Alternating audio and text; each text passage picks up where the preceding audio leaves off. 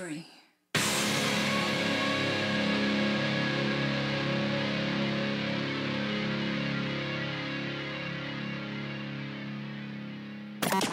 I suppose we should get going. Yeah! Let's go. 10, 9, 8, 7, 6, 5, 4, 3, 2, 1.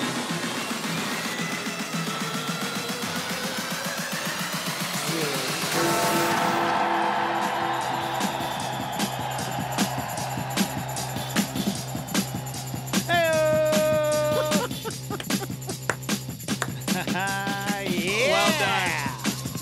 Woo! Good morning. Welcome. Live from the Dream Style Remodeling Star 88 Studios. How's everybody feeling? Yeah. All right. It's Thursday, guys. It's Thursday. It is. Live on YouTube as well, Star 88 FM.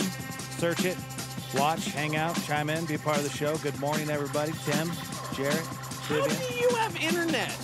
Mine's not working. You have internet? No, I really don't. It keeps saying network error. Oh, This is what it's doing. you want to just wrap up the show now? Guys, we're just gonna call it. For those that are wondering, yes, we are off the air. So maybe you're listening on the app or you're listening on YouTube.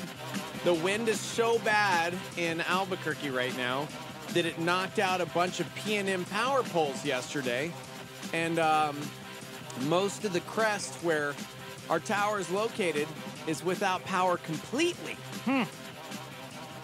So Yeah, I wonder if anybody even listens on FM anymore, because we don't have any like text messages. right? Or do we have any email? Let's see. I don't know. Let me check it for you, buddy. I don't have internet. See what we got here.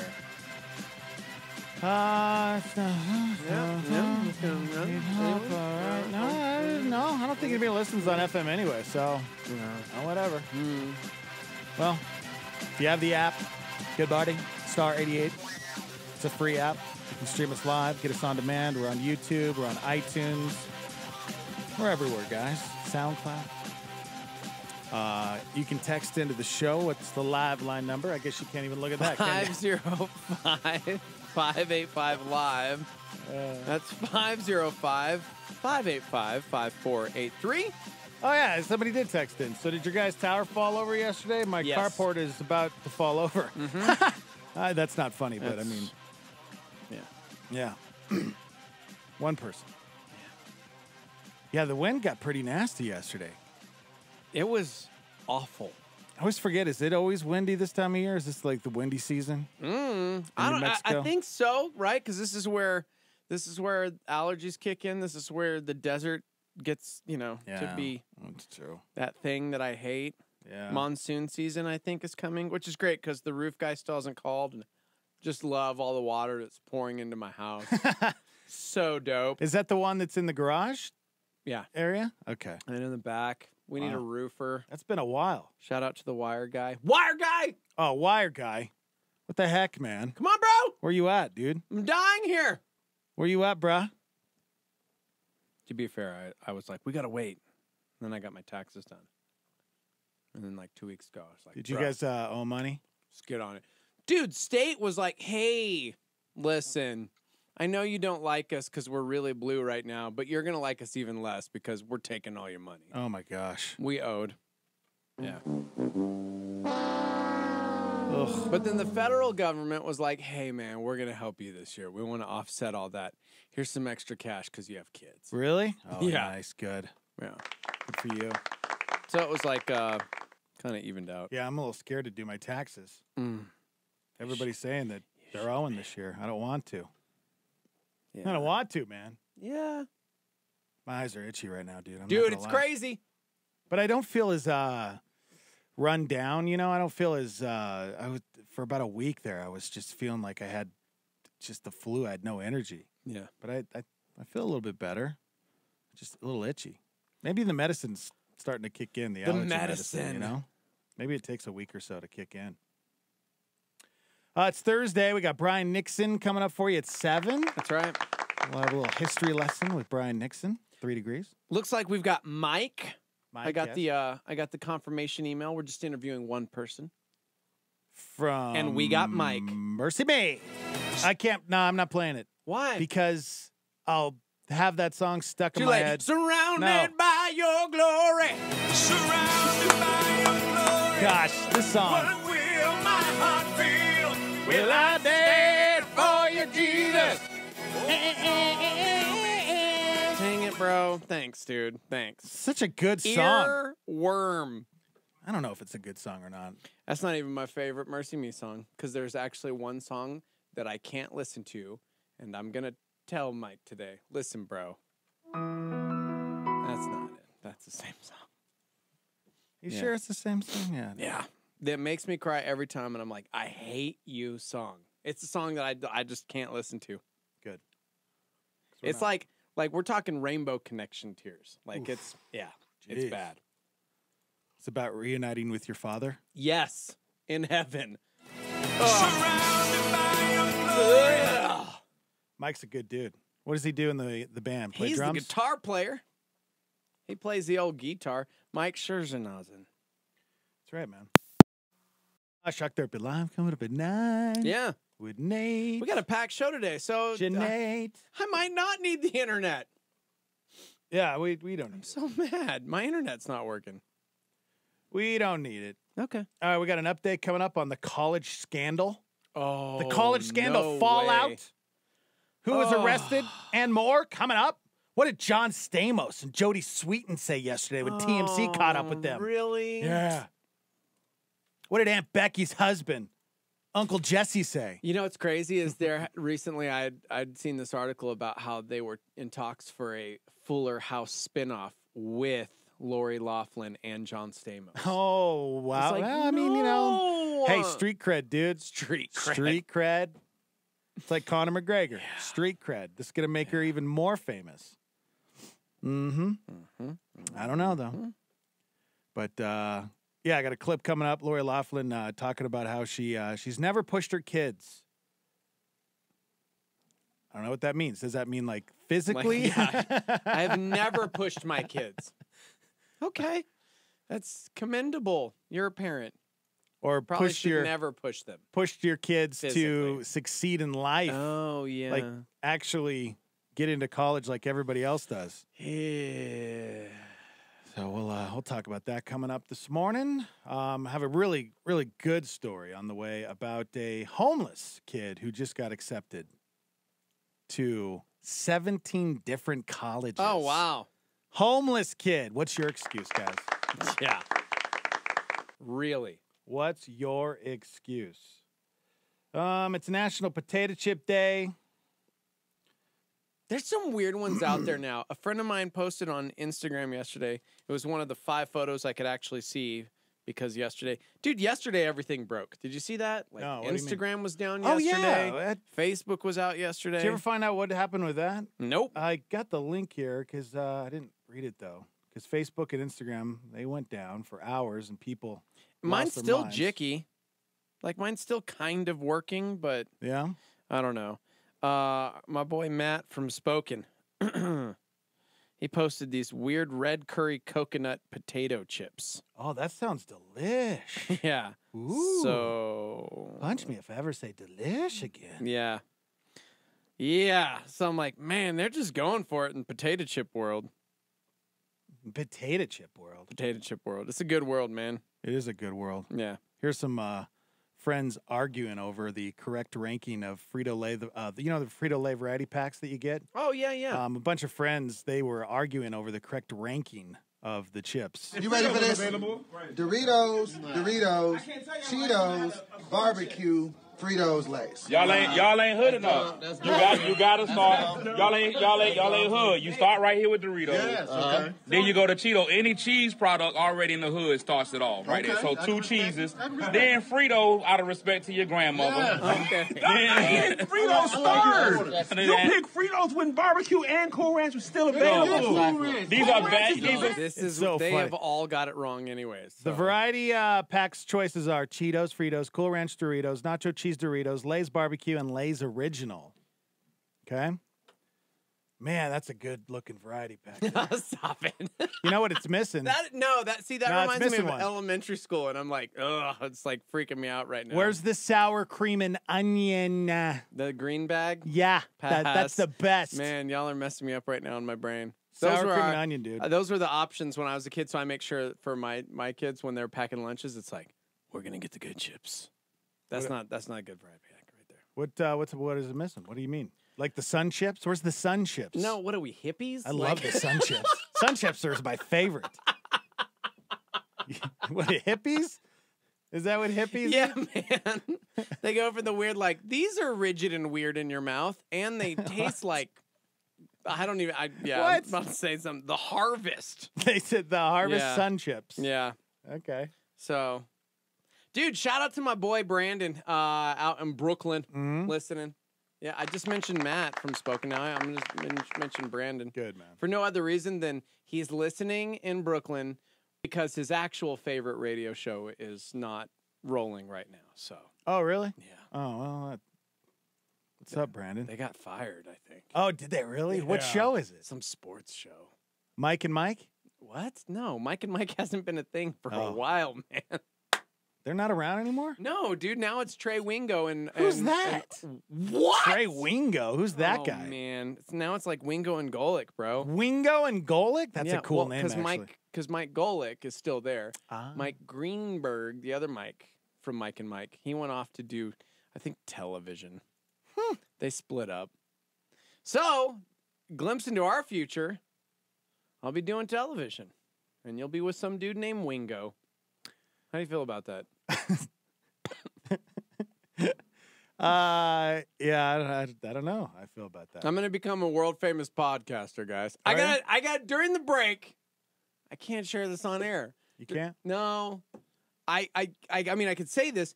We are, Brodus and a good friend of mine who started up a podcast company, like a network of podcasts. We're launching this new podcast. This nice. audio theater. What are you going to call it? Dramatized podcast. Can't say.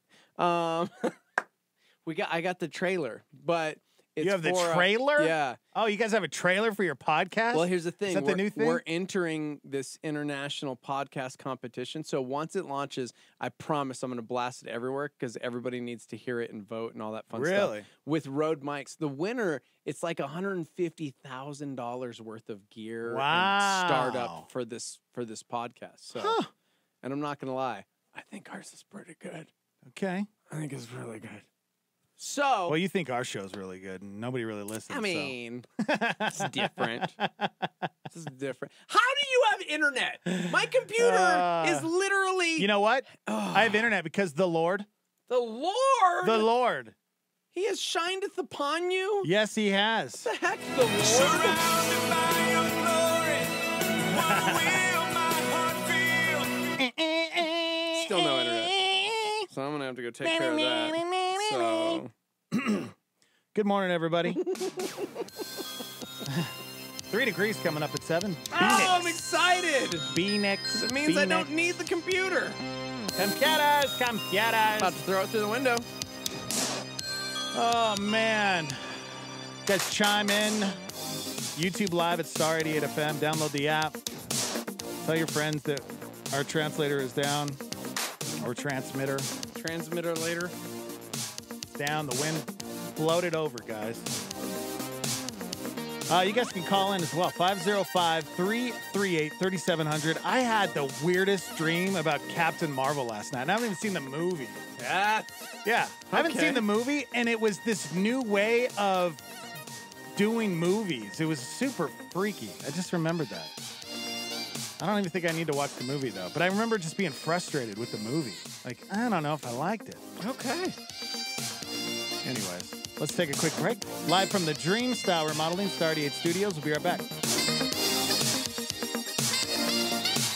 A strong marriage can change a couple, a community, and a culture. Join us at Calvary Church Albuquerque for our Marriage Enrichment Workshop, Friday evening, April 5th, and Saturday, April 6th. Before the workshop, couples will complete the #1 research-based marriage evaluation tool by Prepare Enrich. At the workshop, you'll get your personalized results and practical application from trained facilitators. The cost for this workshop is $95 per couple and space is limited. Register by March 18th at calvarynm.church. The closer we get to the return of Christ, the more important it is to have our priorities in order. And Pastor Greg Laurie says the return of the Lord could be sooner than we think. This week on A New Beginning, good insights on how to be prepared and how to help prepare those around us.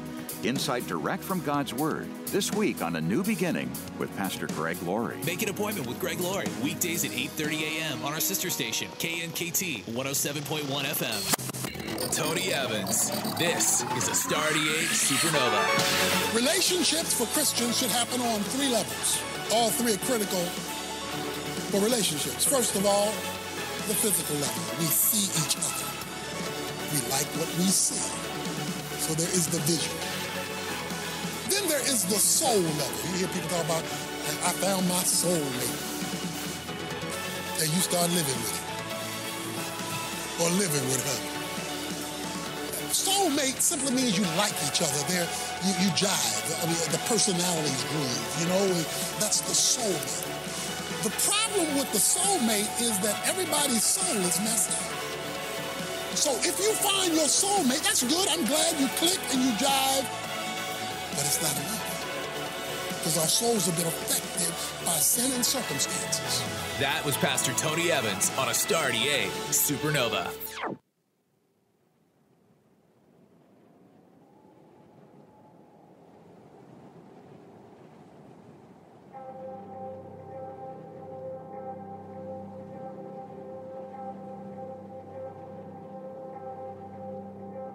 I lace the boots up, it's straight to the door, cause this is worth fighting for. I get my head right, the heart's gotta follow. Whisper a prayer like there ain't no tomorrow. Take a breath, and I exhale slow. I wasn't made for this kind of cold. This ain't the kind of place that you wanna know. These are the elements, I'm telling you, bro. This world, it's up in my grill. This world, it's shooting to kill. This world always gotta be stealing my heart. This world always trying to rip my family apart. I'll fight the elements. I'll fight the elements.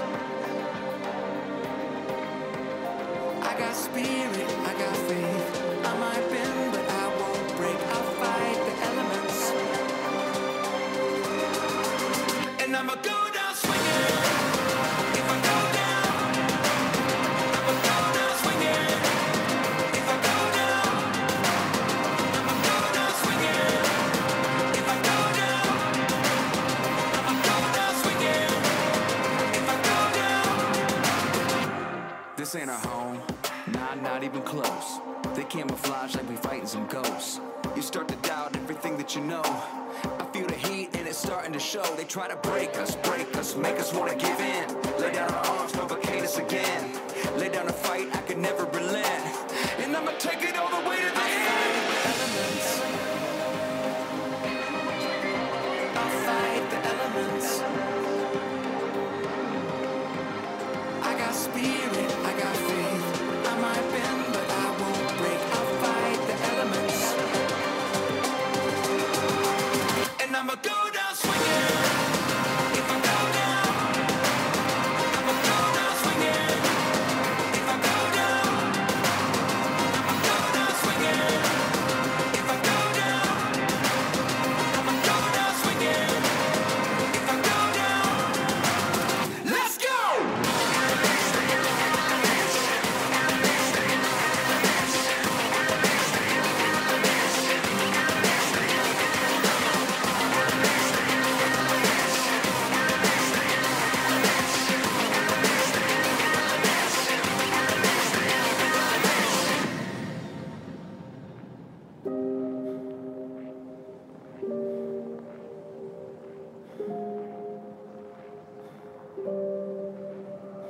Father God, let me see it for what it is. This ain't neutral we're up against. These elements push me to the fence, and then I end up on top of it, if I'm not careful. To recognize what is pushing in, open my eyes to these elements, stand up and rise to these elements. I'm willing to fight the elements.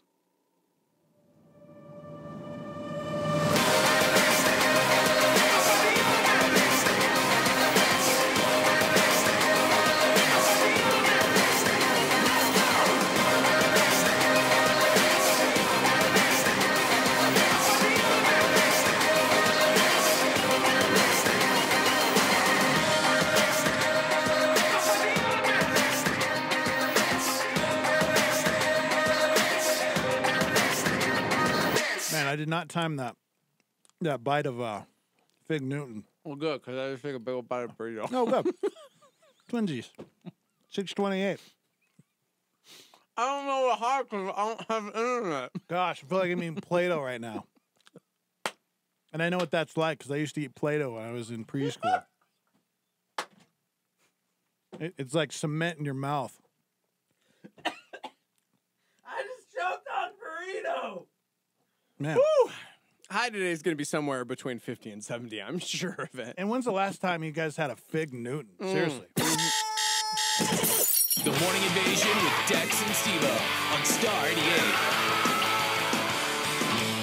That's us, guys. Good morning. Hi. Hey, hi. Happy National Potato Chipper Day. That's right. It's also National Pie Day. And not the pie you eat. You know, the 3.14 pie? Yeah. Okay. I think I'm good. Good morning. Now remodeling Star 88 Studios. 3 degrees coming up with Brian Nixon at 7. We got Shock Therapy Live at 9. Get your questions in. We didn't get to, did we get all the questions last Thursday? I feel like we had a few that we didn't get to. Possibly? I don't know. You know, the irony of a moment ago when I said that it was going to be between 50 and 70, I was sure of it today. It's going to be 48 degrees today, so. Oh, really? Totally wrong. This is why you need the internet, guys. You got the internet, guys. Kind of. You got Firefox. That's Fire- kind of having the internet. That's 2012 version of Firefox. Because my Chrome ain't working, yo. funny. Wow. What the heck? Wow. You got the internet, man. All right, here we go. We interrupt your regularly scheduled program for this breaking news. College scandal fallout. Lori Loughlin arrested and more? As expected, Lori Loughlin, Aunt Becky from Full House, returned to the United States yesterday and surrendered to authorities. She was released on a $1 million bond, just like her husband. Oh, gosh. You know it's serious when it's $1 million. Yeah, dude. Unlike Felicity Huffman, she gets to keep her passport because she's working on a project in Canada. You kidding me? She gets what? Doesn't seem right. I guess this is what Felicity's working on. My name is Felicity Huffman. You might know me from such terrible TV shows as Desperate Housewives and Desperate Housewives. When you sign on to the net, you might read a story about the unusual day I had. Normally, there's never anything newsworthy about my life. That all changed. Of course, everything seemed quite normal at first. I went to hot yoga. I mailed the bribery check for my daughter's SAT proctor. I had her face photoshopped onto a lacrosse athlete by the best in the business. I called Aunt Becky and told her $500,000 for USC is too much. Now Yale.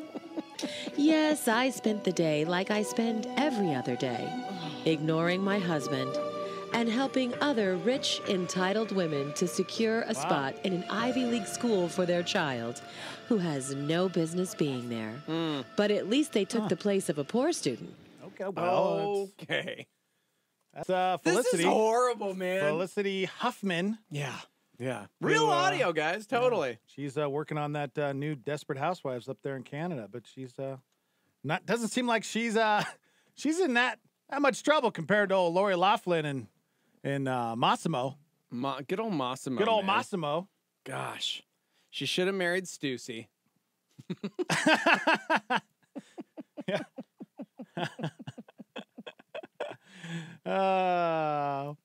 Yeah, so while Lori was being charged with breaking the law to get her daughters into USC, guess where one of those daughters was at? Guess where they were at, huh? You think they might have been... Party? They were on a yacht. Oh, gosh. On a yacht belonging to the chairman of USC's board of directors. Yeah, that doesn't look good. The guy's daughter brought several friends to the Bahamas, including Lori's 19-year-old daughter. But after the news broke, everyone decided it would be best if she came home. TMZ caught up with John Stamos and Jodie Sweetin yesterday, and they both declined to comment, which is, I think that's awesome. Yeah. Hey, man, I just want you to know, if you ever go to prison, Yeah? I promise I won't let the paparazzi get a comment from me. Y'all never get a comment from me, see? Trying to think, if I ever do go to prison or jail, I do have some things like notes. That I need somebody to like take care of my Instagram and Facebook page while I'm gone. I'll scrub all that for you, man. No, I don't want you to scrub it. I have things I need you to post on the. I'm being serious.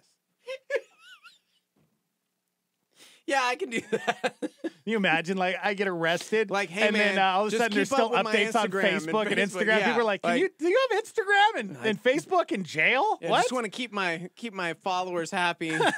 So could you just post, like, I don't know, I don't care if it's coffee posts, just once a week at least, bare minimum. Can you just keep it going as if I'm still living life? Yeah, exactly. I would totally do that for you. Yeah, I don't know. I'm not saying that you're the guy. What? I'm just saying that. Who else would be the guy? You know, I don't know if I don't know. Guys, I don't know. It can't be Bill Peterson because I know he'll probably post things about Trump that I don't want him sharing. No, so. that's absolutely true. Yeah, I don't know. I have no. It's I was thinking maybe Buck, but Buck's always busy and he probably would forget. And then and Bricky. I don't know. Yeah, I might need to just hire somebody. I don't know if I'd have a friend do it. But that's just the latest on the college scandal fallout. Lori Loughlin, she was arrested. She's out on $1 million bond, and I don't know. I think there's probably going to be a whole lot of other names that are going to be coming out in the weeks to come. But or maybe this story will just die and we'll move on to something else. I don't know. Okay, that's probably what's going to happen. Probably what's going to happen. That's what I'm guessing. But because there really isn't, I thought there'd be a little more, some more juicy stuff in there. But I guess not. Rich people going to jail. Well, that's boring. Actresses, business leaders, and coaches are among 50 people facing charges in an alleged college bribery scheme. The best things in life are free, but not if your kid wants a PhD. It takes money. What they want. That's what they want. That's what they want. It takes money. That's what they want. Okay, that's enough. Yeah. Starmy, what's going on with you guys? Anybody on YouTube? What are they saying? Winnie, what's up? Wondering why you guys ended early yesterday? Yeah, Did she we got end? her timing wrong because the United Kingdom. So it's like, did we end early? We did not. No, we ended. I think we went ended right when up we to normally end. right up to 10. Yeah. 9:58, I think, is when we ended. Yeah. Well, shout out to the UK. How you guys doing over there? It's St. Patty's Day on Sunday. So I was thinking we'll call Olive on Monday. Okay. And we'll get an update on how St. Patty's Day was. In Ireland. We usually either call her on St. Patrick's Day or Yeah. it's usually, I mean, if we did it, it'd be before any of the celebrations. So I was thinking Monday would be good to get a little update from Olive. Okay. I always get, people that love Olive, they hit me up right before St. Patty's Day. Are you guys planning on calling Olive? It's like, yeah, of course we are. We do every year. That's how we do, yo. Don't forget that. We'll get some insight into how it went down in Ireland. Yeah, it's usually not as crazy over there, but because as Right? Americans, it's That's so we funny. take it next level, which is, I guess it's not weird because No, it's weird. we're Americans. It's a little That's weird. how we roll. Yeah. That's how we Go do. big or go home. Mm-hmm. Yeah. Coming up at about 8:25, we got Mike from MercyMe. He'll be joining us on the show. Talk about his tour that's coming up. They're going to be here in Albuquerque March 31st along with Crowder. Right. All right, let's take a quick break. We're live from the Dreamstar Remodeling Star 88 Studios. What's the live line to text in, Steve? 505-585-LIVE. That's 505-585-5483. Text in, be a part of the show. All right, we'll be right back. Hang out. Here is a star PowerPoint from Billy Graham. We're just going to shut up and let him preach it.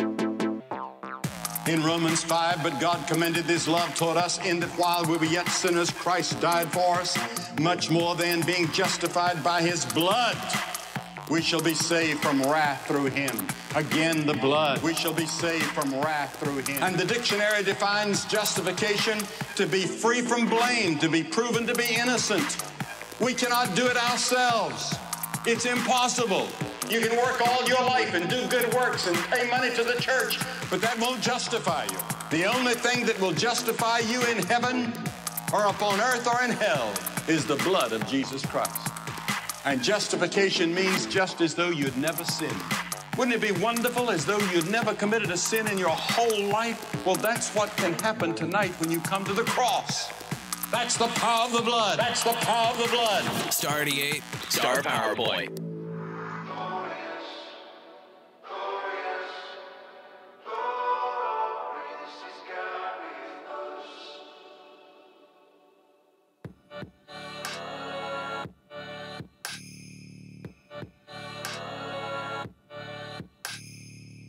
Shepherds bowing in the moonlight, angels dancing in the night sky. Can you believe it?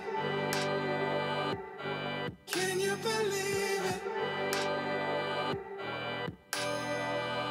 Mary smiling at the manger, tears spilling on the Savior. Can you believe it? Can you believe it? For unto us a child is born. He is the chorus to every song that we were born to sing.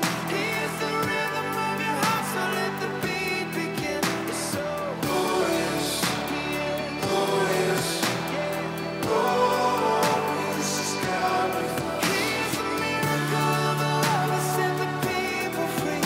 He is the wonder of the world like we have never seen. It's so glorious. Glorious, glorious is God with us. We have been pardoned by your baby. Every man and every lady. Can you believe it? Can you believe it? He is the chorus to every song that we were born to sing. He is the rhythm of your heart, so let the beat begin. It's so glorious, glorious, glorious is God with us. He is the miracle of the love that set the people free. He is the wonder of the world like we have never seen. It's so glorious, glorious, glorious is God with us.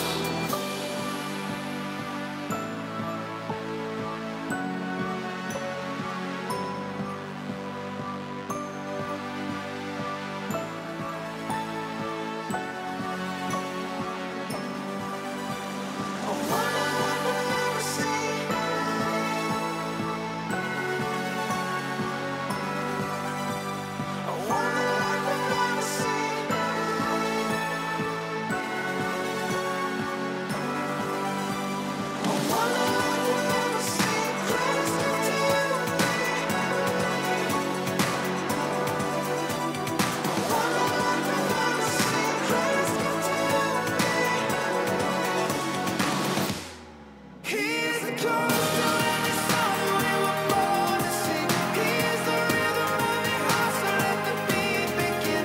It's so glorious, he is glorious, glorious is God with us. He is the miracle of the love that set the people free. He is the wonder of the world like we have never seen.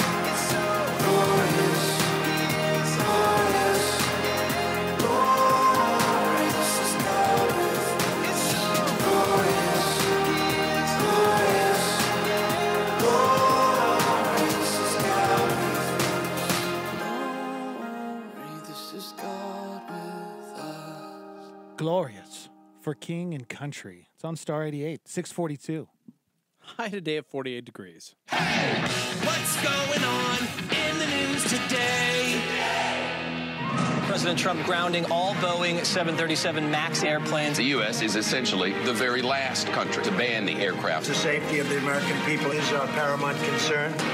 Actress Lori Loughlin turns herself in the college admissions scandal. It's the most disgusting thing that I have seen in a long time. It's a massive bomb cyclone slamming parts of the U.S. California's governor suspending the death penalty. Governor Gavin Newsom halting executions while he's in office, calling it ineffective and immoral. Dramatic day for Paul Manafort. Judge Amy Berman Jackson sentencing Manafort to 3.5 additional years. Then the Manhattan DA charged him with 16 new crimes. A federal judge in New York has jumped into the simmering debate over measles vaccinations. He essentially told dozens of private school parents, no shots, no school. After President Trump ordered a complete ban, no one who has been diagnosed with gender dysphoria, has had hormone therapy, or gender reassignment surgery will be allowed to join the military. Coming up, B-Nix, Brian Nixon. It's called 3 Degrees. When that trumpet sounds, bro. When the trumpet sounds. It's either an angel of the Lord or Brian Nixon. Amen. History lesson. Yeah. Coming up for an hour. We got Shock Therapy Live coming up at 9 with Pastor Nate. Get your questions in.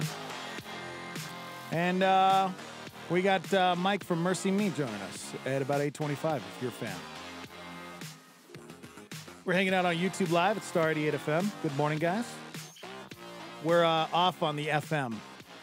On your FM dial, we're off. The wind knocked us off, so sorry about that. But you know what? Hey, YouTube. Who needs an FM radio anymore? Right? When you have a smartphone, you can download the app and stream us live. Yeah, I get it. You got to get the unlimited package in your phone plan. Or find a Wi-Fi hotspot. Or download us on iTunes. That's probably the best way. My mom finally figured that out, and she loves it. Really? She'd always lose the signal because she'd listen through the app, and when she would go to work, she's always traveling through wilderness to get to her job at Costco, so she'd lose the signal. And I'm like, just download it on iTunes, and then it's on your phone. And she's like, you can do that? Like, yeah, it's 2019. Of course you can. Listen. It's 2019. We're in the future, man. It's the future. Speaking of, we need to take a quick break. The new Avengers Endgame trailer just released. Should we watch it live? So no. Okay. You're probably right. You're probably right. Because what happens? Nick Fury all of a sudden he shows up, and you just never know what's going to come out of his mouth. Yeah, I feel like that's the same with us, though. You know, you just never know. That's what? Touche. You just never know what you're gonna get, man. Okay, and so this is the final trailer, then, huh? Maybe you'd think so, right? There's still a little over a month. Gotta be. Come on, dude. I'll tell you what. We've been going through all of the Marvel films at the house. Where are you guys at right now? We finished Winter Soldier last night and got into some Guardians of the Galaxy action. Mm-hmm. And I'm telling you, man, it's hard. I've been ranking them as we go. And so I've got like a note, and then every time I watch another one, and last night I was going, oh, where do I put Guardians? Because I still have Winter Soldier as my favorite. Yeah, that was a pretty good one. Can't go wrong. As we go, I add them. So, there's no like Infinity War in this list or anything, because we've only watched 11 of them. 11 movies. Jeez. We've watched 11 How many did you say there were? 22. 22. We're halfway there. Jeez. Living on a prayer. So my ranking so far, I got Captain America, Winter Soldier, Avengers. Okay. The first one. So all right. Good. And then Captain America, the first Avenger. Okay. Then Guardians. Mm-hmm. Then Iron Man. Okay. That was hard. Then Iron Man 3. Yeah. Then Thor. Okay. Iron Man 2. Yes. Thor 2. Go ahead. Incredible Hulk. Those are the 11 we've had to endure. Okay. I'm telling you guys. Brody, what do you think of your dad's list? Nah. Dude, it's pretty incredible watching these movies with Brody because he's 6 years old. Most of the movies we've watched so far, he wasn't in existence for. That's weird. So we're going back and he's like, oh, this is how Iron Man started. Or, oh yeah, I kind of remember this Captain America because we watched it when he was little, or you know what I mean? Yeah. Which food do you like? Yeah. His favorite definitely is when Captain America fights Bucky. That's all he keeps saying. And I'm like, I know. It's the best. So That's cool. When does he turn 7? November. Oh my gosh. He just turned 6. Yeah. Yeah. Jeez. He's a little duder. Little duder, man. Nah. Okay. You got 11 more films to go. 11 more to go. And I'm like, all right, we're starting to get into some of the gooder ones, but then there's like Guardians 2. Yeah. Age of Ultron. Yeah. You didn't like Guardians 2? Guardians 2's good. It's okay. That's fun. It's Baby especially Groot when is the best part of it. But is he? Yeah, Because man. I think Yondu and Rocket's relationship's the best you're part. right. Yeah. But it's still not, like, especially when we're going through them right now, watching them all consecutively, there was just some groundbreaking stuff that happened in the first Guardians. And the second one's like, yeah, that was fun too. Yeah. Okay. So, yeah, it's hard. It's interesting watching them because then in order you see some of the things they pulled from the earlier movies that you had maybe forgotten about, you know? Yeah, So you're like, definitely. oh, yeah, that line. They use that line in 3 movies from now. Yeah. That's why it's cool. So Good. Well, I'm excited for you guys and people the whole lead are up and- people are losing their minds right now. over the trailer or what? Yeah, apparently. I guess it's a little emotional, so we're gonna have to. Ooh, we're gonna have to what take does a that break mean? at some point. No, And dude, so, you gotta wait like 7 minutes. yeah. Sorry, man. Festizio said, as soon as you said we have to take a quick break to watch the new Endgame trailer, my YouTube feed cut out, and I thought you guys were legitimately serious. Yeah, no, we're here. We just shut it off. Yeah. Sorry, guys. See, people are chiming in with their rankings. But here's the thing. I've only ranked the movies I've seen because what's the best one? Is it Infinity War? Is it Spider-Man Homecoming? Yeah. Is it Winter Soldier? Mm-hmm. Yeah. Yep. Haven't even gotten to Civil War yet. Where's that on the list? Which food do you like? Yeah, it sounds stressful. It is so stressful, guys. So Eddie lost it for a bit. He's back, which is good. Okay. Which is good. Good. So, all right. But apparently we're gonna have to get a hold of ourselves because people are like freaking out and hyperventilating and crying and see, I don't know. All of you who have seen it, do we in fact need to watch it? We're a month away from seeing the movie. Do we want to ruin things? You do. I smell a no see trailer challenge. Is that what they call it? Yeah. No watch trailer challenge. No trailer trailer watch Yeah. challenge. No trailers. Yeah. Yeah. See that? I don't know. I definitely love trailers, but I hate them at the same time because they're notorious for spoiling the best parts of the movie. Yeah. So, but it also gets you just hyped up for the movie. So I don't know, dude. Thor Ragnarok ruined arguably the best moment in the entire film in their trailer. the Hulk scene. Yeah, and it was like, why? That could have been so epic. Right. But it also made everybody so excited for the movie. See what I'm saying? Yeah, I know. I was gonna see it anyways, though. Yeah. Come on. But that's a pretty epic moment. So you put that in the trailer, and I don't know if it. I don't know. You think this trailer's gonna break all the records? Probably. It seems like it always every time does, right? they come out with a new trailer, it's like broken record. In the first 24 hours, 43 billion people watched it from around the galaxy. Well, yeah, this being the last one, I'm sure it will.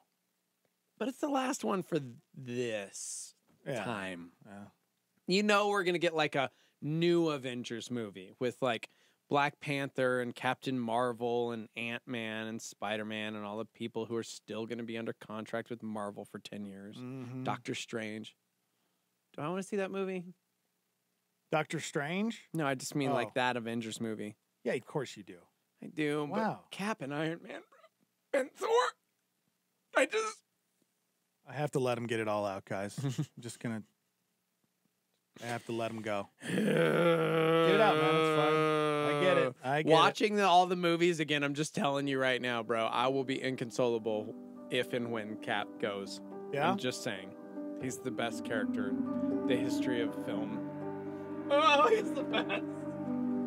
I think he's gonna die in the trailer. I think that's the Hulk and Thor moment that they're gonna put in this trailer we're about to watch when we go to break.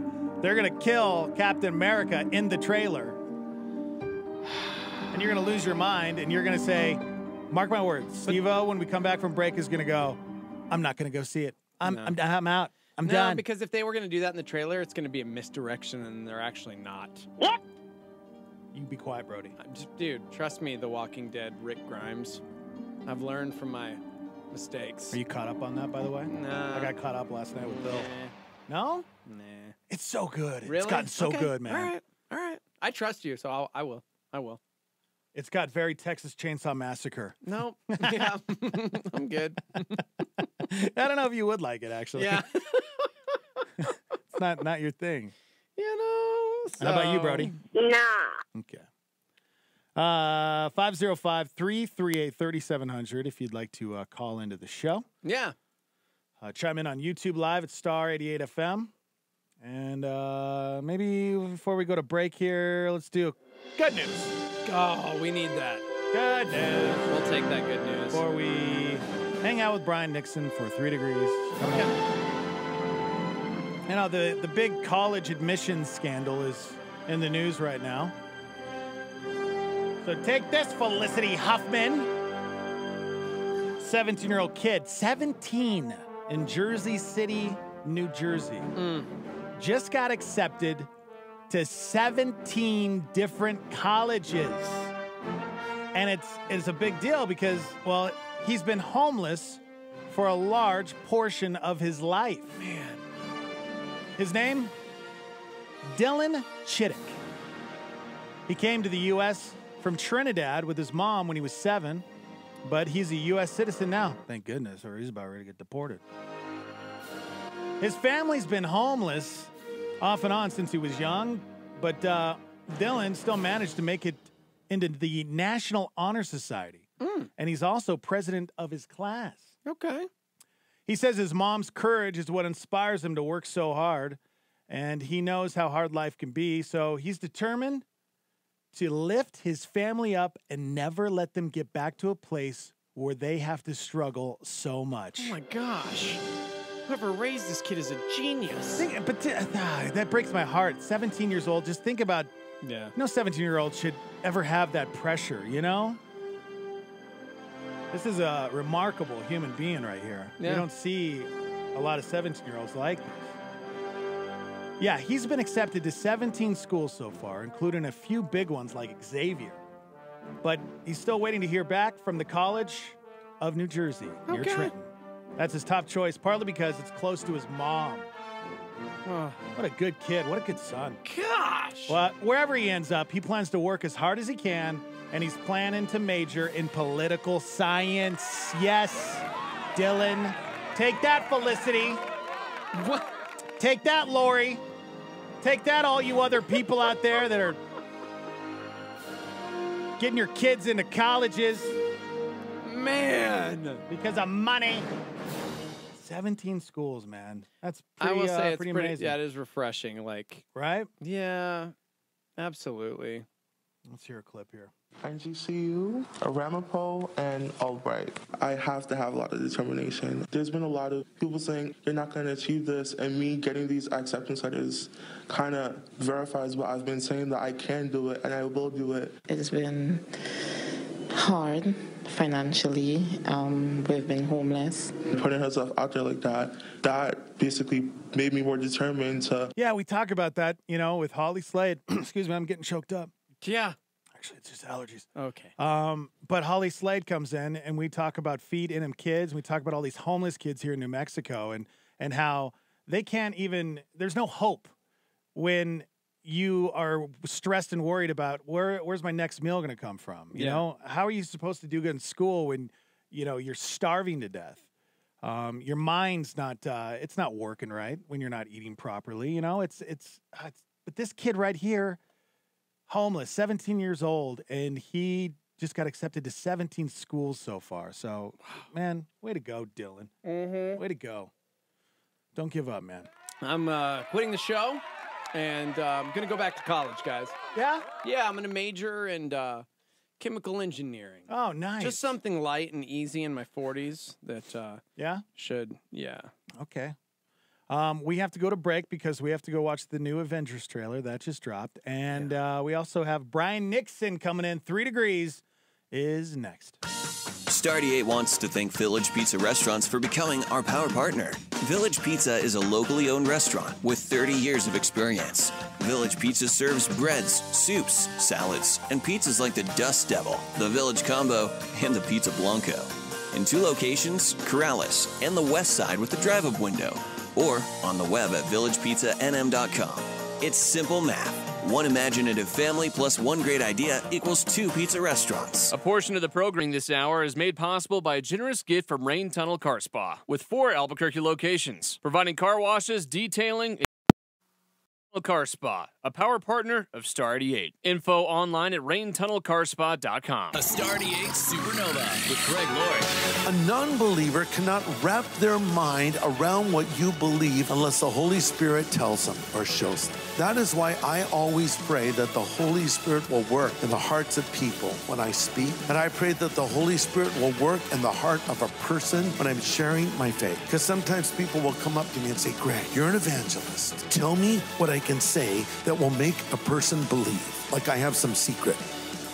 Okay, don't share this with anybody. Only us evangelists know about it. But if you say this,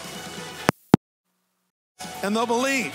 Okay, no, there's nothing like that. It's just the work of the Spirit. There's actually a bit of mystery to it. And I kind of love that because I don't know. I just know it when I see it. Catch Greg Laurie's teaching show, A New Beginning, on our sister station, KNKT, weekdays at 8:30 a.m. on 107.1 FM. This is Star 88 at 88.3 FM, KLYT, Albuquerque, Santa Fe, and online at star88.fm.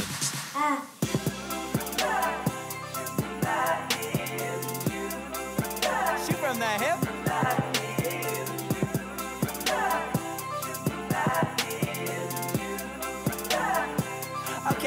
Okay.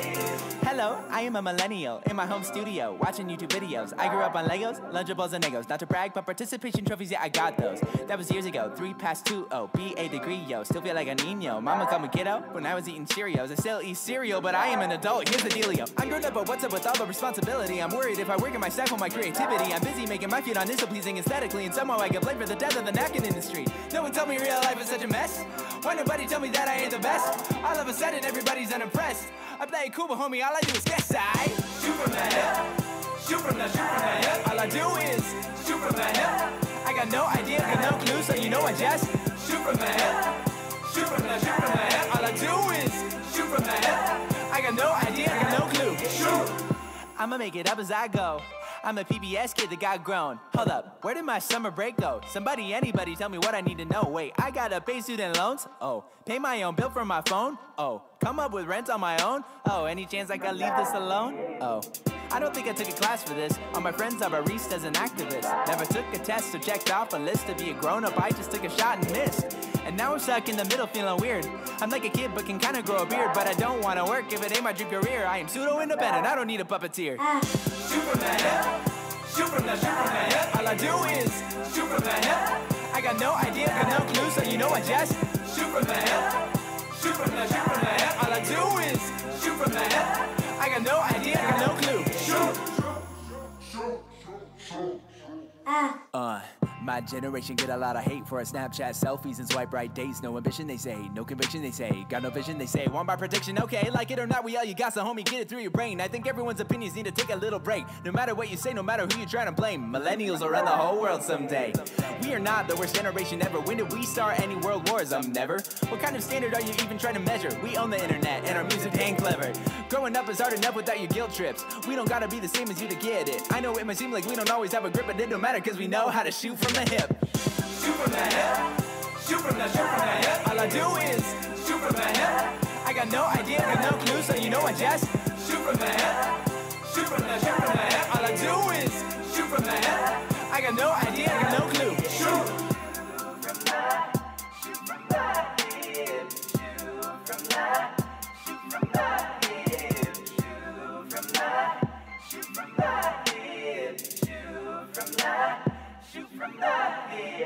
Peabody, shoot from the hip. 7:03 on Star 88. Good morning. High today of 48 degrees. Welcome back. Welcome to our show. The Morning Invasion with Dex and Steve-O. And Brian Nixon. Dex, Steve-O, great to be with you guys this Thursday morning during spring break. Good morning. How are you?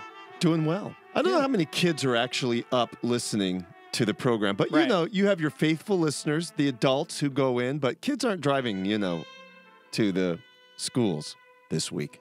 To the schools, because there's more than one. That's true. That's true. And it's made traffic very nice. Yes. You could get here with no backup whatsoever. This is true. Spring break should be a year-round occurrence. Yes, Brian. Be nice. It'd be very nice. Well, what do we got going on the program? Well, guys, there's a lot of things that happened on this day, but I'm going to start off with something that kind of has a moral to it. And that is on this day, March 14th, in 1590, the Battle of Ivy took place. Ooh. And for most people, they go, what's the Battle of Ivy? Well, let me tell you, the Battle of Ivy was a series of battles in France called the Wars of Religion.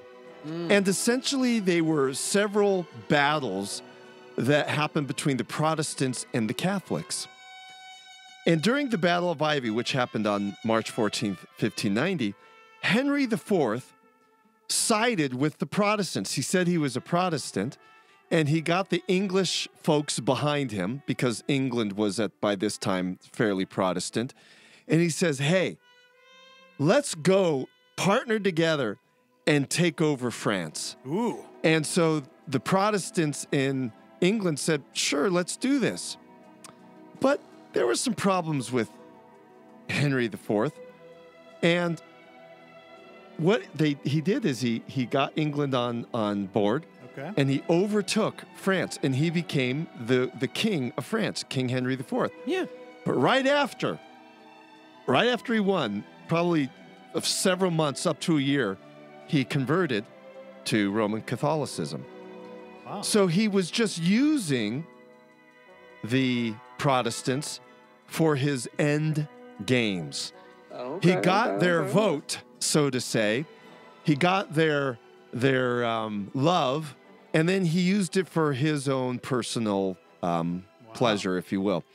And I think the moral of the story is, folks, we need to always judge leaders, be it religious leaders or political leaders or leaders in general, by their fruit. No, I think the moral of the story is don't trust anybody. No, judge them by their hair. That's the way I do it. Yeah, right. There you go. What if you don't have hair?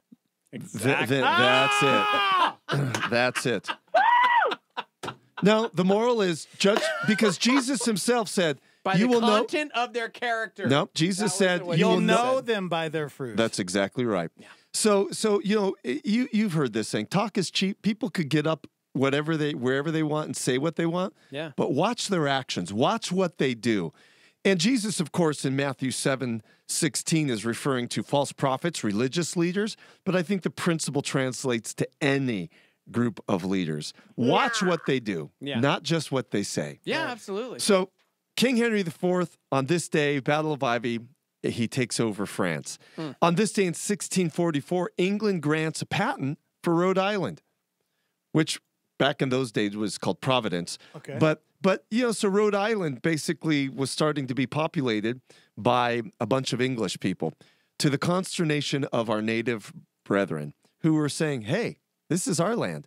But that's another conversation. On this day in 1794, Eli Whitney patents the what? Eli Whitney, come on, guys. Patents the what? Eli Whitney. There's songs about him. Oh, yeah. Houston. The Houston of... discovered the city of Houston. Yep. Eli Whitney was... and he named his daughter Whitney after his last name. No. Eli and the Whitney. city he discovered. Ladies and gentlemen, and thus he Whitney patented Houston was born. the cotton gin. Yes. The cotton gin. What? Yeah. Cotton gin? The cotton gin. He made cotton picking easier. Oh. To the consternation of the many slaves that were around. So So it's one of those good and bad things. Okay. Okay, here's another interesting one that comes up for an interesting conversation. On this day, guys, in 1821, Ellen White receives her quote-unquote vision in Ohio, and her husband start the Seventh-day Adventists. Yep. Okay. So here's my question to you guys. Yeah. You know, what do you do when people come up to you and say, you know, I have a word from the Lord, or I have this vision, and the Lord's telling me to do this? What do you look for to determine if what they're saying is true? I just automatically think they're crazy. Yeah. Okay. That's Steve-O, that's good. Well, the correct answer is you see if it lines up with Scripture, because That's God right. will never, discount himself by saying, hey, I heard a word from the Lord and I'm supposed to leave my family and go start a church on this other continent. But in order to do that, I'm gonna divorce my family and just leave my kids here with my now ex-wife. Yeah, God told me to. Right. So that doesn't line up with Scripture. So answer. He'll never contradict himself. Exactly. So. I remember back in the day, before my life was completely destroyed, I used to have just a great life. Yeah. Nothing bad ever happened to me, but I always looked like my life was being destroyed. It's just my look that I have. And so people would come up to me all the time and go, I got a word from the Lord. Are you okay, brother? And I would look at him and go, yeah, I'm fine. Everything's perfect. And then I started really looking at people like, you're crazy, because just the way that I look, you're going to come up to me and say you got a word from the Lord? I don't know, man. You know, here's the thing. There's a lot of well-meaning Christians, and there's a lot of people who think they're hearing from the Lord. But really what they're doing is exactly what you're saying. They're reading into a situation, so they want to impose something upon you. And you usually, you know, when you were younger, you got this, you know, for dating, as crazy as it sounds, hey, the Lord told me that we're supposed to be together. And I've heard people say that, and I've counseled girls that said, hey, this guy said the Lord said that we're supposed to be together. Don't get me started and then with I said this. in the church. I said this. What is the Lord telling you? Well, no. Then I said, listen to what you think the Lord is telling you. Yeah. Don't listen to this guy. Why did I never use that line? Right.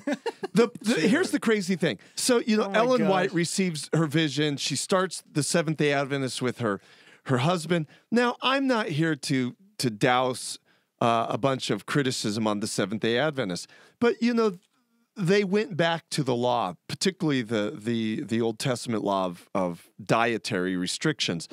And you would have to say, well, that is not the New Testament teaching. So you would have to stop and pause. Well, if that's not what the New Testament teaches concerning the dietary laws, then Ellen White must have received, you know, or saw a vision that, you know, was just of her own making, and she interpreted it as such. So Steve-O is spot on, folks.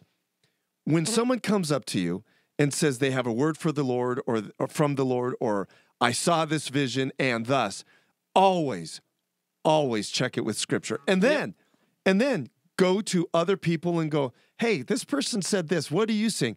And then most importantly, you pray about it yourself and go, no, the Lord's not showing me that. Just because someone says, thus saith the Lord, doesn't mean it's from the Lord. Yeah, good call. So on that day, 1821, Ellen White. But on this day in 1889, guys, Ferdinand von Zeppelin patents his navigable balloon, which we call what? The hot air balloon. No. Oh. Von the Zeppelin. helium balloon. No, dude. Von Zeppelin. The Led Zeppelin. Zeppelin. Clearly. No. Yes. The blimp. The blimps. Yes. The Goodyear blimp? We call them blimps today, but back in the day, Ferdinand von Zeppelin called them navigable balloons. Navigable. Yep. He patents this. So, and then, of course, a few years later after that, Led Zeppelin forms, and they just sing about balloons. Oh, that's cool, right? Yeah, you didn't know and that, you did feel you? the balloon right there. Okay, on this day in 1937, folks, Pope Pius XI publishes an anti-Nazi encyclical. Okay. Good for him. You know, no, it's true. It's true. Because, you know, a lot of, you know, the Roman Catholic Church got a lot of criticism during the Nazi regime of not speaking out as much against Nazism. Against genocide. But the reality is there were many, many Roman Catholic individuals who were speaking out against Nazism, including Pope Pius XI. Oh, yeah. Yeah, and another guy who spoke out, who was a very strong Roman Catholic, his name was Dietrich von Hildebrand, and he also spoke out against Nazism. So kudos to Pope Pius XI and Dietrich von Hildebrand. Nice. Yep. All right, a little more closer to our century, or it is kind of in our century. No, it was last century. Jack Ruby was sentenced for the murder of Lee Harvey Oswald on this day, 1964. Dude. You guys were there, not there when he was shot. No, but you know, we the did not last year exist. you toured the place. We did. We went last June when we were down there for Harvest America, and I'll tell you what, that's one of the things that I've always been fascinated by because growing into up, conspiracy theories. I'm not. I'm actually Sure, really Steve-O. not. I'm really not. You're talking to the wrong dude. Dex Brodus, is. our friend Joey Belleville, Brodus is deeply into them, and Teo was deeply into them.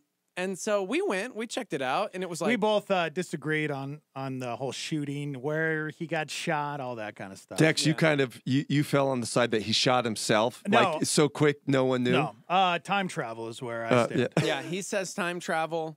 I say that Oswald must have been, he must have been an incredible shot because Well, he was a marksman. I mean, Yeah. And that shot is not impossible. I grew up shooting guns. That's not an impossible shot. Right. Right. Yeah, What? he was a marksman and he did, train in the military for things of that nature. I don't know. I mean, what seems weird to me is that Jack Ruby, on the heels of it, could sneak in and kill Lee Harvey Oswald. Exactly. Because what that tells me is that whole situation was mouth. more of a cover-up Yeah. than anything else. Yeah. So time travel. I go back to time travel. Yeah. Yes. Yeah, but it still is one of those fascinating moments in history. It is. That's something we all want to know, but we'll never have an answer. We may never have an answer because Lee Harvey Oswald, is dead. And it was on this day that Jack Ruby was sentenced for the murder of Lee Harvey Oswald. Gosh. Guys, on this day in 1990, Mikhail Gorbachev becomes the president of the Soviet Union. Wow. And you know what happened there. He helped bring that wall down. We're did. trying to build a wall. He's helping bring one down. He brought one down. Him and the Hoff. That's right. Him and his dear friend Ronnie. Yep. Okay. Reagan. On this day, Scott Kelly. Remember, he was the astronaut, and we mentioned this, I think it was 2 shows ago. But on this day in 2018, the scientists discovered that he was no longer identical to his twin brother because, remember, he spent a year in space? Yeah. 7% of his genes were altered. Wow. By being in space. 7%. I know. He was no longer identical. Is that why that guy in the Umbrella Academy? Oh, No. I thought that's me. You Why? have to get that far. You haven't gotten that far. Yeah. Trust me, finish it! Okay, I'm on episode 8. Oh, are you? Yeah. Oh. Did I miss it? Did they already talk about it? they already Oh, did. man, I must have missed it. Yeah, you I must have fell asleep or something. You clearly Dex. did. It was like the 5th or 6th episode. Seriously? And when we go to our break here, Oh. Dex is going to sleep because that's what Dex does. Dex falls He asleep. needs to sleep. He needs to sleep. So after the break, we'll come back to birthdays. There's some good ones, guys. Good Brian birthdays. Nixon, 3 Degrees, live from the Dream Style Remodeling Star 88 Studios. Hang out with us.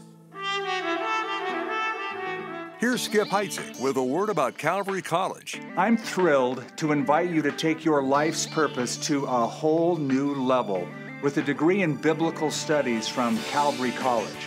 We have retooled our School of Ministry into an associate degree program, and it all happens right here on campus. Calvary College instructors are theologians who are passionate about the text of the Bible. And our curriculum trains students to study the Bible academically, think about it critically, and serve God practically. Classes are evening only, and you have the option to attend full or part-time. If you've always wanted to learn more about God and His Word in an academic environment, visit calvaryabq.college. Applications for the upcoming academic year are due by August 16th. Get more information about Calvary College at calvaryabq.college. That's calvaryabq.college. This is a fresh thought.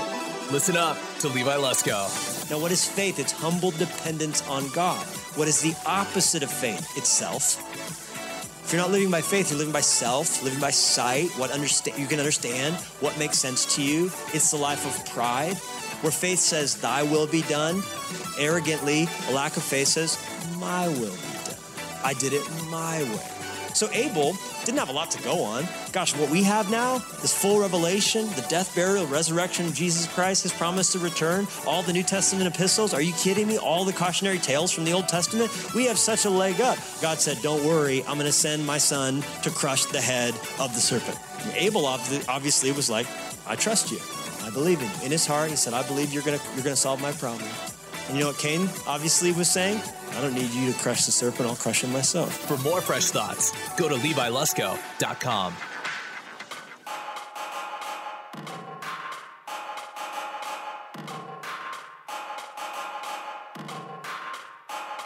I'm trying to stay safe in a digital escape, in an isolated world, keep it tame. Cold and calculated truths of reality I choose, in a regulated world, feel no pain. Shadow in a matrix, searching for a light, captive of the jungle, hiding in the night. Break me free to live enchanted, enchanted, beyond control.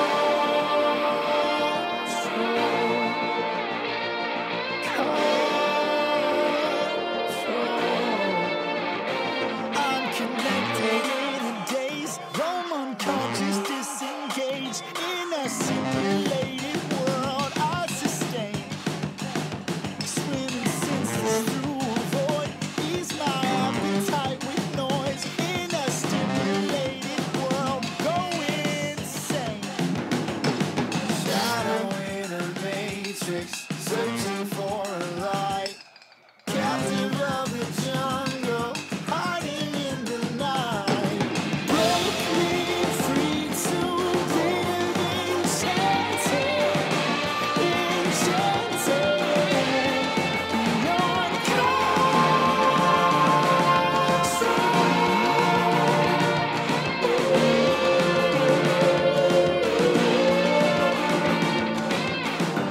Hide me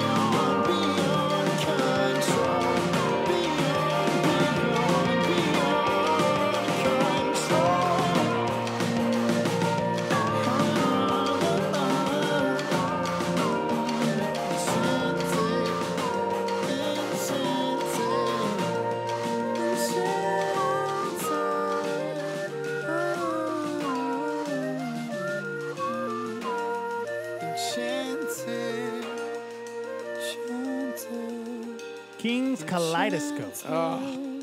Enchanted. They got a new record, man. That's pretty cool. They put Working on Bach it. at the end there. They put Bach. That was Bach. Yeah, that was Bach. Yeah. That was Bach at the end. Good for them. Yeah. Getting a little cultured. I like that. 723. High today of 48 degrees. Listen up, everybody!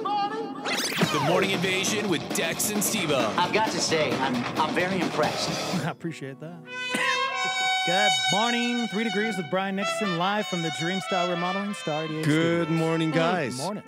Even though transmitter's down, Yeah. and a lot of people in town can't listen, the digital listeners, Yeah. thank you for tuning in. That's right. Yeah, YouTube, on the app, everywhere else. Yep, Facebook. Yeah. A lot of No stations are out. Oh, that's right. in, Facebook is out too. In the city, actually. Yeah, So, a lot of transmitters. I know. I noticed that yesterday. I went to four stations yesterday that I have dialed in. You know, that kind of in Yeah. your favorites. 4 of them were out, including here. well, the ironical part of that is the tower that we have is on the crest at the top of Right. the Sandia Mountains, which is the best spot to be in the city for radio because it transmits to the largest areas, Right. But when there's inclement weather, like the wind yesterday, it knocked out a bunch of P&M power poles, and so a lot of the bigger stations like 94 Rock Right. and 92.3 KRST, Yep. there's a lot of stations that are actually out right now. That's exactly right. So, Steve-O, I witnessed it firsthand when I was going through the dial. and you're trying to listen to that country music. No, I was going to the rock stations. That's right, You everybody. just said, and they were out, and I kept going, what's going on? So I put 2 to 2 together, and I said, there must be some power outage somewhere. And lo and behold. But guys, on this day, March 14th, 1638, our friend George Philip Telemann Oh, was born. dude. Oh, George Philip Telemann. Hit me, Why, of George. course, we know he invented Univision and Telemundo. The first Spanish soap operas were because of his brilliant mind. No, Starkey. No! I think, right? That's what it, no, not at all. George Okay. Philip Telemann was a German composer. Ah, Yes, so yes. close. Yeah. Oh, listen to that. Don't you guys love classical music? It's my favorite music. Favorite music. It's the best. It's the best. See, I like this kind of like when I watch a good action movie and You there's a like a fight scene. I like when they play music like this and there's like bullets flying everywhere and people slow are motion dropping. and like I love that. I just like this music without the violence and just I listen to it. Okay. I listen to this. I'm Okay, with guys, you, this Dex. one's cool. This one's cool. In 1879, on this day, March 14th, our friend Albert Einstein was born. Oh, wow. So, instead of doing poetry reading or something, Steve-O is going to read quotes from Albert Einstein. And these, easy. and let me say this, these Albert Einstein quotes are just really good because not So only good. was he a great scientist, he was a great thinker, and he was a great social commentator as Yeah. well. So, Steve-O, they start on the front and they go to the back. So, give us some of these Albert quotes. Einstein. Here we go. His quotes. Two things are infinite: the universe and human stupidity. I'm not sure about the universe. He has a weird voice. Yeah? Yeah. He was German. What if that's the way he talked, though? It was like that's why nobody took him seriously. Like Kermit the Frog? Like the Martian on if he Bugs talked Bunny? like Kermit the Frog or Martian on Bugs Bunny. Yeah, that would be kind of Marv odd. the Martian. What was that guy's name? That's why nobody took him seriously as Yeah. a scientist. There are only two ways. Okay, I'll stop. No, that's pretty funny, actually. I've always wondered, never mind. That's going to get a little too... There are only two ways to live your life. One is as though nothing is a miracle. The other is as though everything is a miracle. Ooh. That's good. Yeah, that's good. He chose the first. He's German, yeah? I am enough of an artist to draw freely upon my imagination. Imagination is more important than knowledge. Hey, that was pretty good German. Knowledge is limited. Imagination encircles the world. Ooh. That's pretty good. Yeah. You know, Brian, thanks to his IQ of 160, Yeah. Felicity Huffman didn't have to bribe anyone to get him into college. Oh, that's actually what I wanted to talk about, the latter half. Oh, good. We'll get there. We're going to get there. Okay, more from the Albert. Albert Einstein. If you can't explain it to a 6-year-old, you don't understand it yourself, yeah? Yeah, so true. That's actually really good. Dude, I'm telling you, these are great. If you can't explain it to a 6-year-old, you don't understand it yourself. These are good quotes. Yeah, think about trying to explain it to Brody. He's 6. Right, Brody exactly. Parker. Yep. Okay.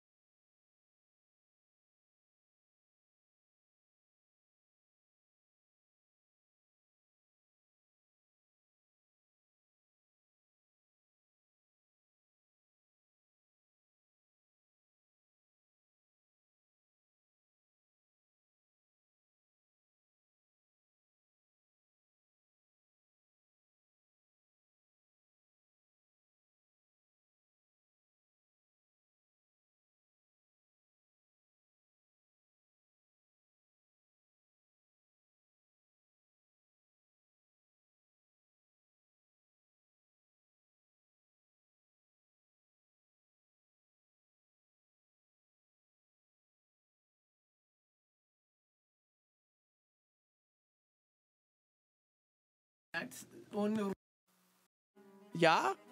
Und ist better? Check 1, 2. Check 1, 2. You never fail until you stop trying. Ja? Ja. Ja. Ist good. The measure of intelligence is the ability to change.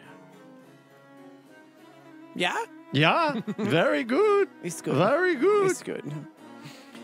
Anyone who has never made mistake has never tried anything new. Ooh, so true. Mistakes are good.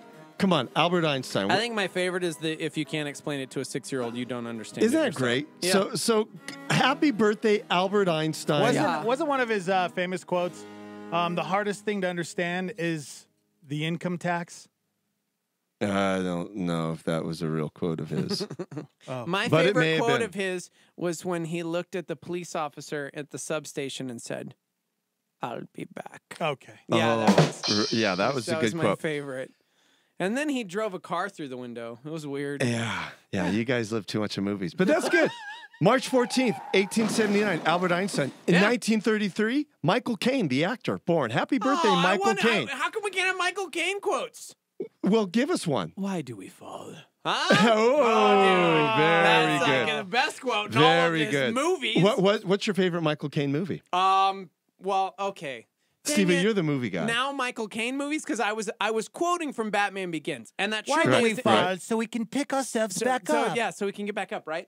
But the probably Dirty Rotten Scoundrels. Let's be real. Okay. Him and Steve Martin. All right. Anyone? I agree. He's great. He was good in that. He's brilliant in all he does. I love Michael. Yeah, Michael Caine's a great actor. Okay, guys, this is a big one because he's worked with so many people. He's done so much musically speaking that, we've got to really just do a shout out for Quincy Jones, who was born on this day in 1933. Okay. Unbelievable how many artists he has worked with, including his own music that he did in the early days. He was a jazz cat. Why, this is the great Ray Charles. So Steve-O and Dex, I gave you guys a list of different artists, and this is just a partial list of artists he's either produced or worked with or wrote for. Listen to this. Ready? Quincy Jones has worked with Count Basie, Louis Armstrong, Tony Bennett, Brothers Johnson, they were a disco group, Ray Charles, Sammy Davis Jr., Ella Fitzgerald, Dizzy Gillespie, Lena Horne, Michael Jackson, of course, his greatest albums, Thriller, Bad, etc. He worked with Little Richard, Peggy Lee, Billy Preston, Chaka Khan, Frank Sinatra, Donna Summer, Sarah Vaughan, Dinah Washington, Amy Winehouse, and more. You know, and you didn't even mention the one for me that's probably one of the biggest for our culture anyways. Yes. Did you know that in West Philadelphia, born and raised, on the playground is where he spent most of his days. And when he was a failing hip-hop artist... Will Smith? Will Smith. Did he really work with Will Smith? Listen to me. Okay, I'm listening. Will Smith was kind of getting his feet wet with this whole hip-hop artist thing. And at the time, he wasn't the most famous dude on the planet. No. He was just getting going. And he was at this party, and Quincy Jones came up to him and said, I'm doing this television series, and I think you would be perfect for the role of this person. And he pitches him this role for the Fresh Prince of Bel-Air. Oh, man. And Will Smith is like, well, that sounds amazing. And Quincy's like, cool, come with me. On the spot, he's in this room with all these executives, and it's like, act. And he'd never acted before, and he'd never done anything and he's going, what? And he, on the spot, had to do all these things, and he just knew that he didn't get it. And of course, that changed Will Smith's life forever. Right. And it was because Quincy Jones at this party was like, nah, man, you're the guy for this role. Come with me. And he introduced him to everybody. And it's a really cool story. Will Smith actually tells the whole story on his YouTube channel. No kidding. But it was because that is cool. It's because of Quincy Jones. Here's a couple things I didn't know. I didn't know his connection to Will Smith, which is cool. But I didn't know that Quincy Jones was also helping produce TV shows at this time. Quincy Jones is a legend. For people who don't know, I mean, I know he's older now, probably, 80? But he worked with so many amazing musical artists. Now we know also TV people. Yeah. Unbelievable. R-E-S-P-E-C-T. Wow. That wasn't even me, guys. That was the YouTube video. Mm-hmm. Yeah. So happy birthday, Quincy Jones, born on this day, 1933. We get to see Fresh Prince of Bel-Air. Now we're moving up a little bit. Born on this day, March 14th in 1988, Steph Curry was born. Oh, no kidding. Steph Curry. Now, 10 years younger than are you guys Steph Curry fans? I saw my because he's way too cool. I saw my first ever NBA game this year, just a couple months ago for Chrissy's birthday. And it was Steph? It was Steph. It Did was they Golden win? State. Oh, yeah. And I didn't get his majesty until I saw him live. Yeah. And Chrissy, because she played basketball all the way up through high school. She was going to go play college ball and then decided she wanted to be an artist instead. And so, but I'm very grateful for that because she chose marrying a dude because she didn't play college ball. Anyways. Hey, Steve-O. Hey. So she, of course, is way more invested in it. And so she was talking about plays and breaking down everything. And so afterwards, like Coach Mike Brown, she's just like nerding out on all this stuff. But it was incredible to see. They played the Clippers, and the Clippers are, and every time Steph went out, it was like they would kind of start eating away at the score and kind of get back into it, and then they'd bring Steph back in, and then Golden State's up by 30 again. You know what I mean? It was just like, and it was flawless. Yeah. It was flawless. He's got to be the best shooter in NBA history of all time. Yeah, I mean, the best shooter. I agree with that now. I don't know if stats are going to support because he's probably taking more shots. I think it will at some point. Because he's just. I mean, it's so anyone who incredible just to comes watch. from the half court and just start sinking them. It's pretty amazing. And not only that, he's a strong believer and he's a good role model. So kudos to you, Steph Curry. Happy birthday. How old? He's born in 1988, so he would be 31. 31, yep. Wow. So on this day in 1997, guys, another athlete, Simone Biles, was born. Do you know who Simone Biles is? The Olympian. That's right. Oh. She won a gazillion Olympic gold medals for gymnastics. It's still the record. It's still the record for the most medals ever by Simone Biles. But guys, listen to this. Gazillion. Listen to this. Let me just say this again. She was born in 1997. Oh, God. Jeez. I mean, does that make you feel old? Yeah. And she's already won a gazillion gold medals. It's like, what year were you born? Oh, I was born in 1997. You're like, what? I graduated in 98. Yeah, I graduated a lot before that. So the point is, no, before that. Oh, so the point is that Jeepers, she just sounds so young. Yeah. Simone Biles. I already felt that way when Kobe was playing in the NBA because we I were the have same seen Kobe age, play and basketball. I was like, man, arguably one of the greatest of all time. I did see Kobe play basketball, and that was fun. Gosh. So, those are some birthdays. And then after the break, guys, we've got to go to the deaths. And there's a few that we do have to talk about. Beautiful. R.I.P. All right.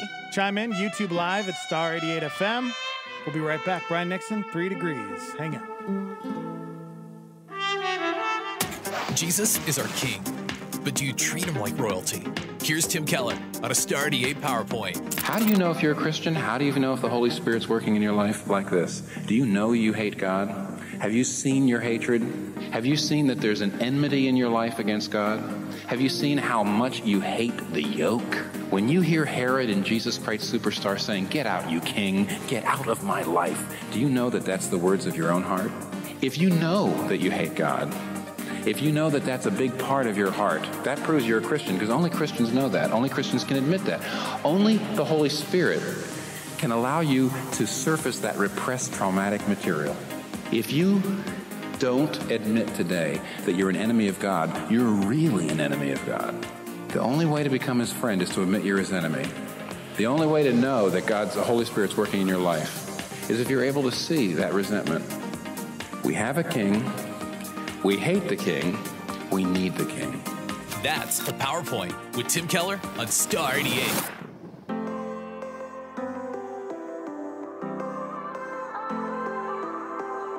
I've tasted hopelessness.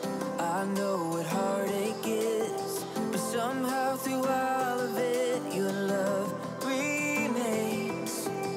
I've lived through brokenness, feeling faceless. But I'm not anonymous, you know my name. Your word is a light unto my feet. Your love is my identity. All that matters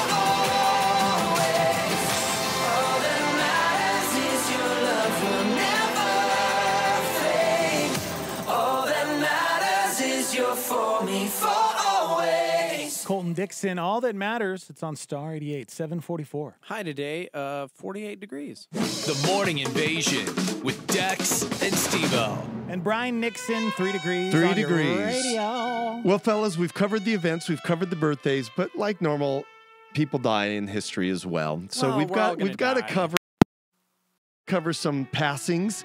Some are interesting, but on this day in 1298, John Olive, he was a controversial Franciscan monk, and he was so controversial that after he died, they destroyed his tomb. Wow. Yeah. And why he was controversial is because he leaned towards science. He was saying, you know, guys, we need to pay more attention to science. And granted, he also had some interesting views, theological views, but he was so controversial that they went and tore up his grave. Is that crazy? Yeah. By other Franciscans. It's not like, you know, it's pacifists. They're like, yeah, it's not like they were, you know, other Franciscans came in and just tore up his grave. Jeez. Terrible. On this day in 1883, Karl Marx died. Okay. The German philosopher that is attributed to starting what? The Groucho Marx film series. No, communism. Oh, communism. so close. So Karl Marx born. On this day, 1932, George Eastman died. Do you know who George Eastman is? Founder of Kodak cameras. Yeah. Do you guys remember your first camera you got? Oh, my gosh, yes. Yeah, what was it? Kodak camera. It probably was. No, I actually had one of those.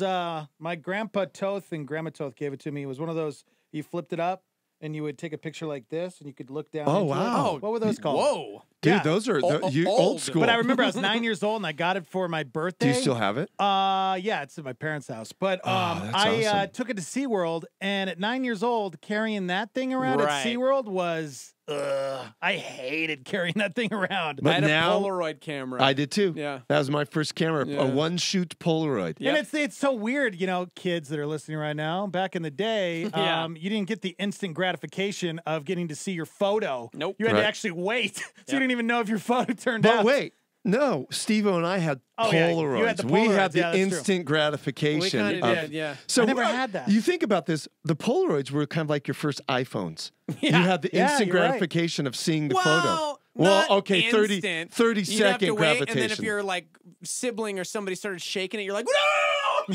Right. Or finger smudge. I want to see it. I and you're still, like, to this day, attribute my Polaroid camera for my respect of Andy Warhol, because Andy Warhol was kind of, you know, one of their early spokespersons. Oh. Yeah. Andy Warhol went around and took pictures, and I thought, man, I'm going to be like Andy, and I'm going to start taking Polaroid pictures. And so Andy Warhol and Polaroid cameras, they kind of go together. I kind of want to get one because they have the new kind of digital Right. Polaroid ones. That, Right. You know, that's kind of fun to do. Here's the thing. Some of the old school Polaroid cameras are expensive, and their Yeah. film is very expensive, like Very. $100 a roll. Oh, and that's my for 10 gosh. pictures. Yep. So that's $10 a picture. So you better take a good picture. Yeah, you better. So George Eastman, died on this day, 1932. Susan Hayward, the actress, died on this day in 1975. Do you guys know any of her movies? Susan Hayward. King Kong? Close. Ben-Hur. No, close. David and Bathsheba with Gregory Peck. She played Bathsheba. And then she also did The Snows of Kilimanjaro, which was an Ernest Hemingway short story that they made into her. She was kind of like a bombshell actress. She died, sadly, fairly young in her 50s of brain cancer. Oh my gosh. And then finally, last one for the day. And it's interesting. On this day, of course, Albert Einstein was born. So a famous scientist came into the world on this day in 1879, and one left on this day. On this day in 2018, just last year, Stephen Hawking died. Oh. The famous scientist died on this day in 2018. So that wraps up our historical events. I don't know if you know this, Brian, but we actually got a sponsor for 3 Degrees. Was it Albert Einstein? No.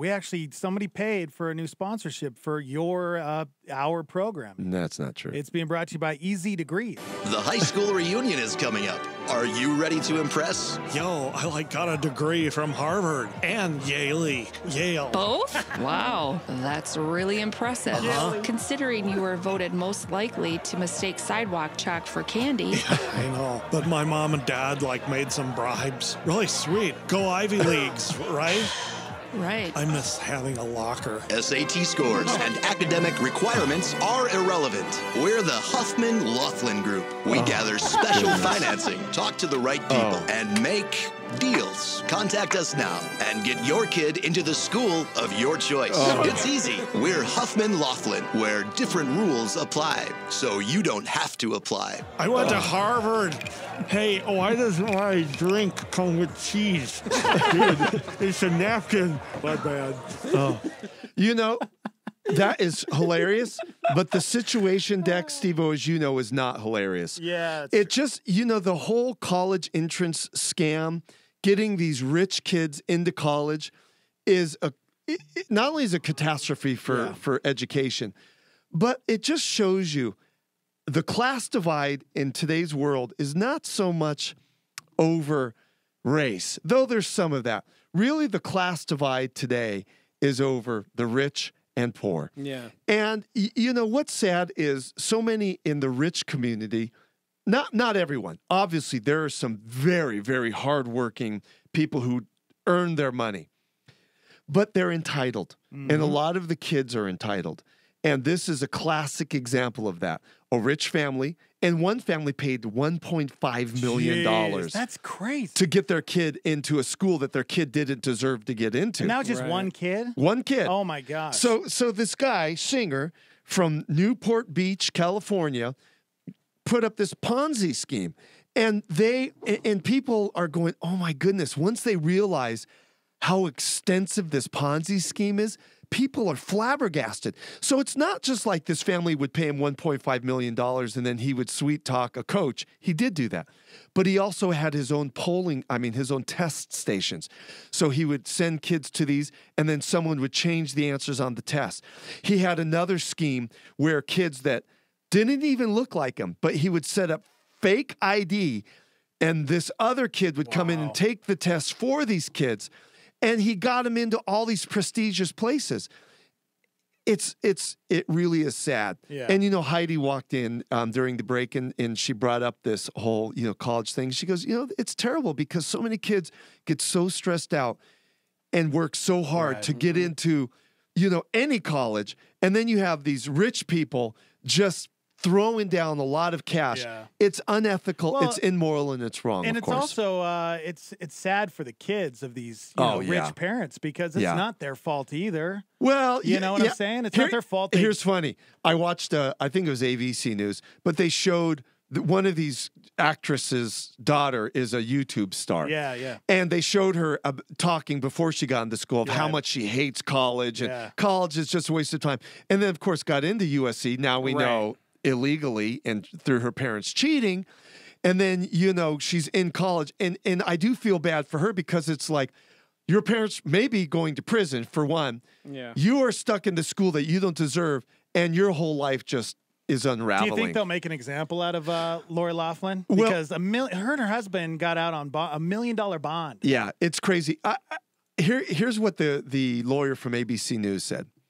He said they're probably not going to go after the kids, but he said, rest assured, whoever is appointed this as judge is going to make an example out of not only Singer himself, but probably the highest profile people. So they'll come after the actors and actresses and the really wealthy people who thought they could just throw their money around and get stuff. Well, and USC has already issued a statement as well. So the daughter is in danger of expulsion at this point. Really? Both of them, absolutely. They said we're conducting a case-by-case review for current students and graduates that may be connected to the scheme alleged by the government. Well, yeah. We will make informed, appropriate decisions once those reviews have been completed. Some of these individuals may have been minors at the time of their application process.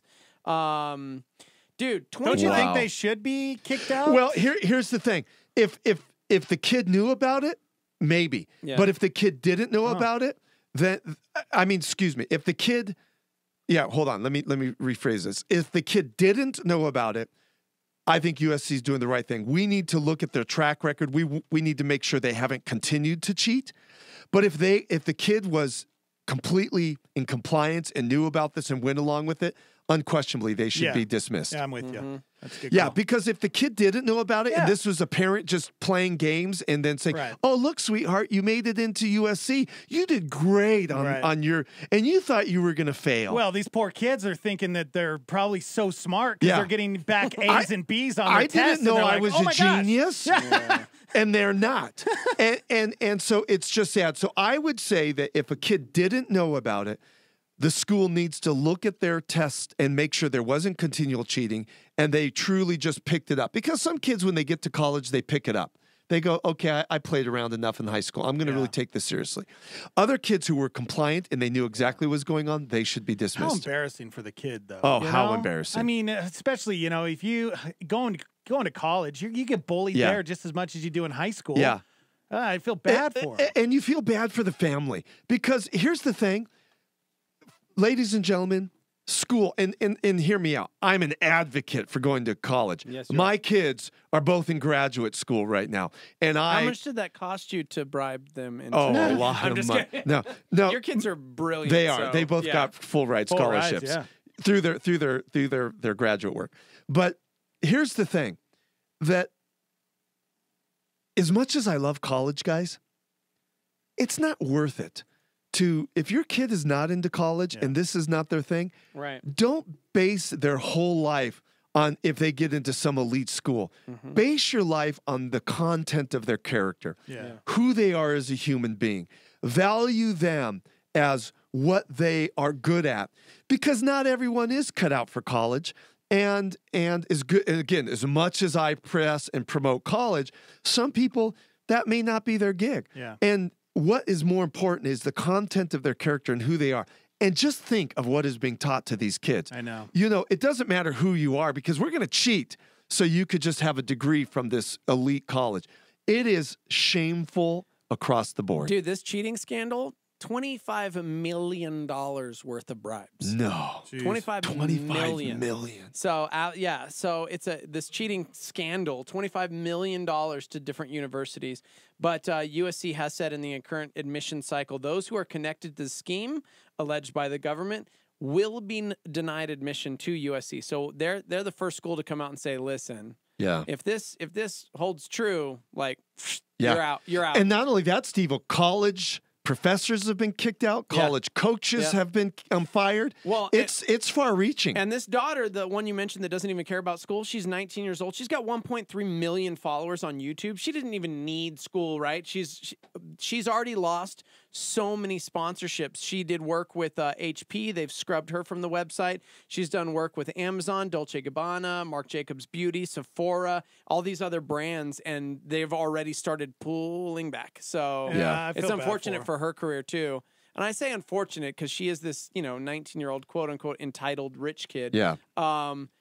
But it's sad to see that what her parents did is going to probably ruin her for some time. And please listen to us clearly on this program. We're not saying because you're rich, you're automatically entitled. No. We're not saying that at all. That's why I said quote unquote. Right. What we're saying is when rich leads to entitlement and kids expect certain things because of their name or their money or nepotism or things of that nature. And so it's one of those situations where if the kids work hard and got through it legitimately, we would be very proud for these. But it's unfortunate and it's sad that that's not how it happened with several of these families. I just went to Olivia Jade's Instagram, and she did, I think, the best thing you could do in a situation like that. She disabled her comments. Yep, she did. So that's it. That's what you do, because I went there to read the comments to see what people, because that she was just getting blasted. It was bad. Yeah. So good for her. Yeah. I hope she's okay. It stinks. Yeah, it really is. And I hope she wasn't compliant in it, but it's one of those situations that's sad. And what the Christian response in this is we pray for them. Yeah. We show love. Yeah. We don't show that we, in agreement with it, but we show love and we pray for them. And then we hope that God will get hold of them and their life would be truly transformed. Yeah. Amen, Brian. All right. Thanks, Brian. Thank you, guys. 3 Degrees. If you missed it, go back on YouTube Live. Yeah. Rewind. iTunes, go subscribe or download the Star 88 app to your smartphone, and you can get us on demand there or stream us live. 3 Degrees with Brian Nixon, everybody. All right, we got to take a break. We'll be right back. A strong marriage can change a couple, a community, and a culture. Join us at Calvary Church Albuquerque for our Marriage Enrichment Workshop Friday evening, April 5th, and Saturday, April 6th. Before the workshop, couples will complete the #1 research-based marriage evaluation tool by Prepare Enrich. At the workshop, you'll get your personalized results and practical application from trained facilitators. The cost for this workshop is $95 per couple, and space is limited. Register by March 18th at calvarynm.church. This week on Connect with Skip Heitzig, Skip challenges us to engage in and with the church. Going to church is easy, okay? Staying at church is more difficult. Staying faithfully committed to church over a lifetime would be considered among the fine arts. Connect with Skip Heitzig every day this week as he continues his series, Church, Who Needs It? Make an appointment for Skip Heitzig weekdays at 8 a.m. on our sister station, KNKT 107.1 FM. A Star 88 Supernova. Here's Rick Warren. Here and now is going to be over in a matter of minutes compared to the trillions of years in eternity. If we took a line and stretched a rope from California to Tokyo, and that represented all of eternity as a span of line, your life on earth would be less than one little teeny tiny millimeter. It's nothing. The Bible calls it a shadow. The Bible calls it a breath of air, a moment in time. We act like this is all there is. Well, you only go around once in life. You better go it with gusto. It's true. You only go around once in this life, but this is not the end of your life. God has long-range plans for you. You were made to last forever. God made you to last forever, not just for 100 years. Catch Rick Warren's Daily Hope on KNKT 107.1 weekdays at 7:30 a.m. A soundtrack for your soul.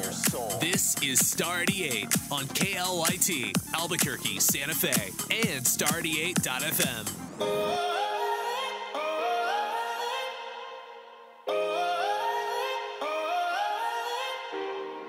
After a season of nightfalls and pushbacks, after the heartache of wrong turns and sidetracks, just when they think they got you game, set, match,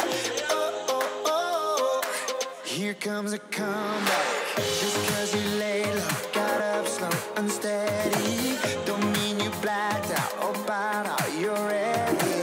Just when they think there's nothing left, running on empty, here comes a comeback. This is your time, your moment. The fire, the fight, you're golden.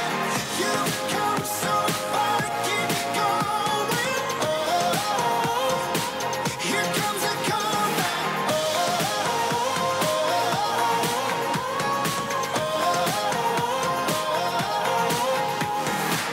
You feel the lightning, the thunder, your soul shakes under the roar of the heaven. The tide breaks, and from the ashes you will take your place. Here comes a comeback. This is your time, your moment. The fire, the fight, you're golden. You come so far, keep going. Here comes a comeback.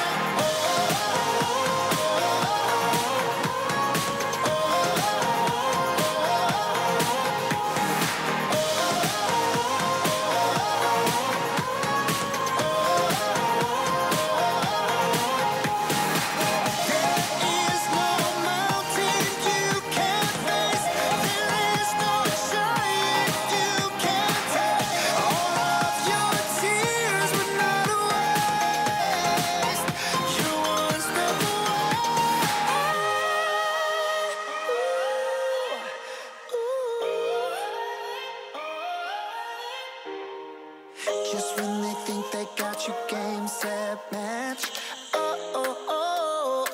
Here comes a comeback. This is your time. You're golden. You come so far, keep on going. Here comes a comeback. You're coming, you're coming.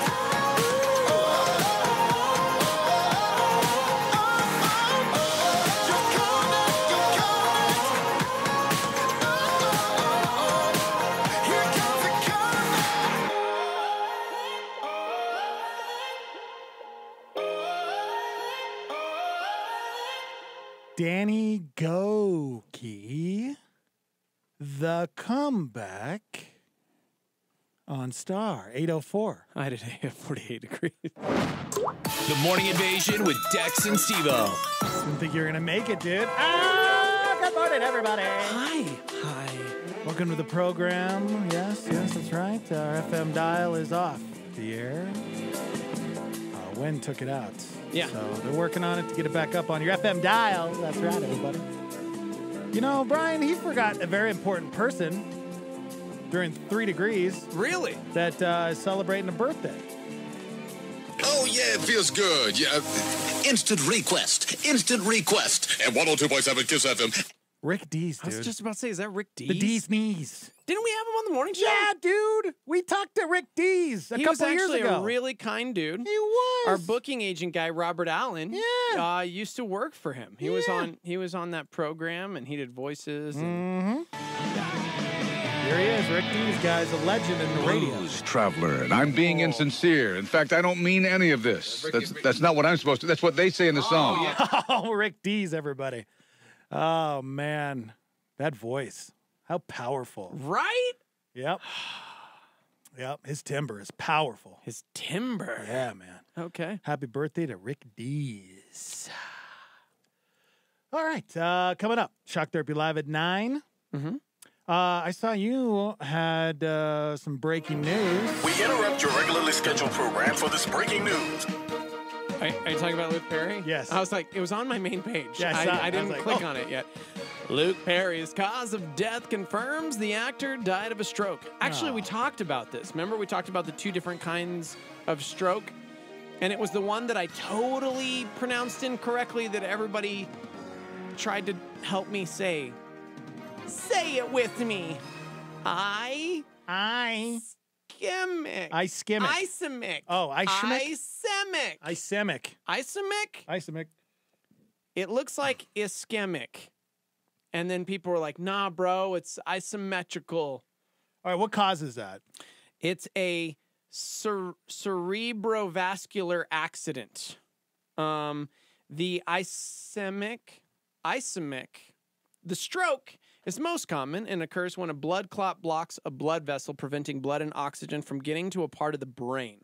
So he was rushed to the hospital after suffering said massive stroke. It took 9 minutes and 47 seconds. I was actually watching this thing.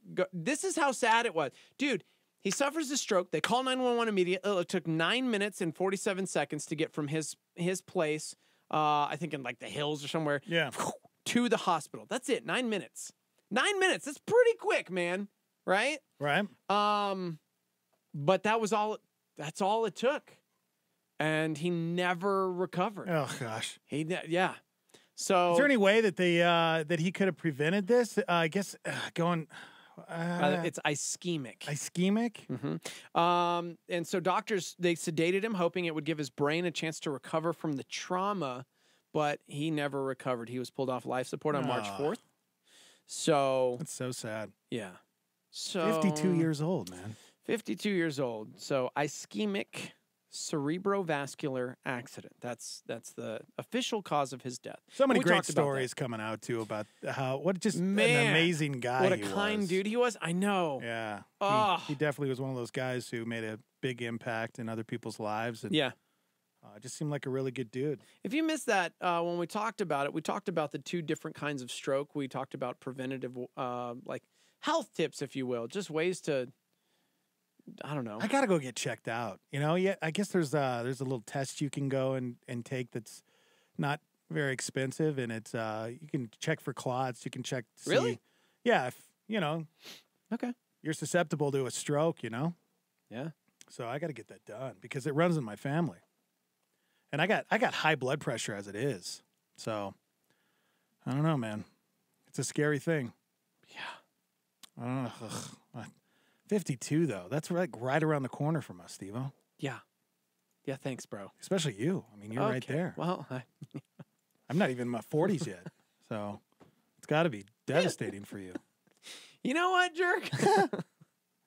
Honestly, I don't do well when stuff like this happens when they're younger. You know what I mean? Yeah. So his body was laid to rest in Dixon County, Tennessee. So I guess he was a part of that community. He owned a farm in that area since 1994. Isn't that crazy? Man. See, that's what I want to be so rich that I can just own a farm, but I don't have to do any work. Dude, after the floods, well, then you don't want to do this because after the floods in 2010 in Dixon County, in that Tennessee area, he was on the front lines, they said. He distributed water, shoes, food. Man. Many in the rural town shared stories of remembrance for Luke Perry following news of his passing.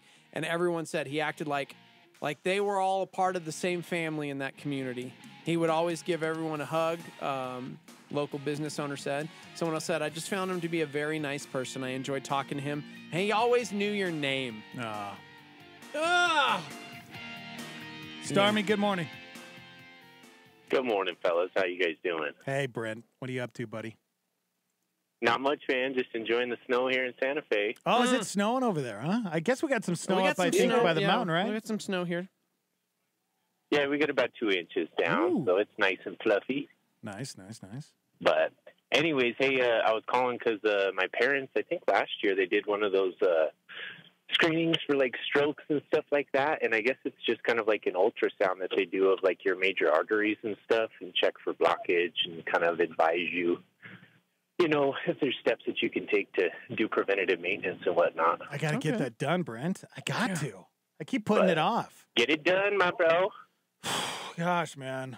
I don't know. It's I guess I'm a little nervous to do it, which I don't know why, but because I'm 39, I'm probably not gonna have a stroke until at least 50. Okay. So I got a little bit of time, but no, you'll be fine, man. I mean, I know it's nerve-wracking going in, but like anything nowadays with medical stuff, I mean, even cancer, if you catch it like stage 1 or something, you're usually going to be all right. But if you put it off, then there's no hope, you know?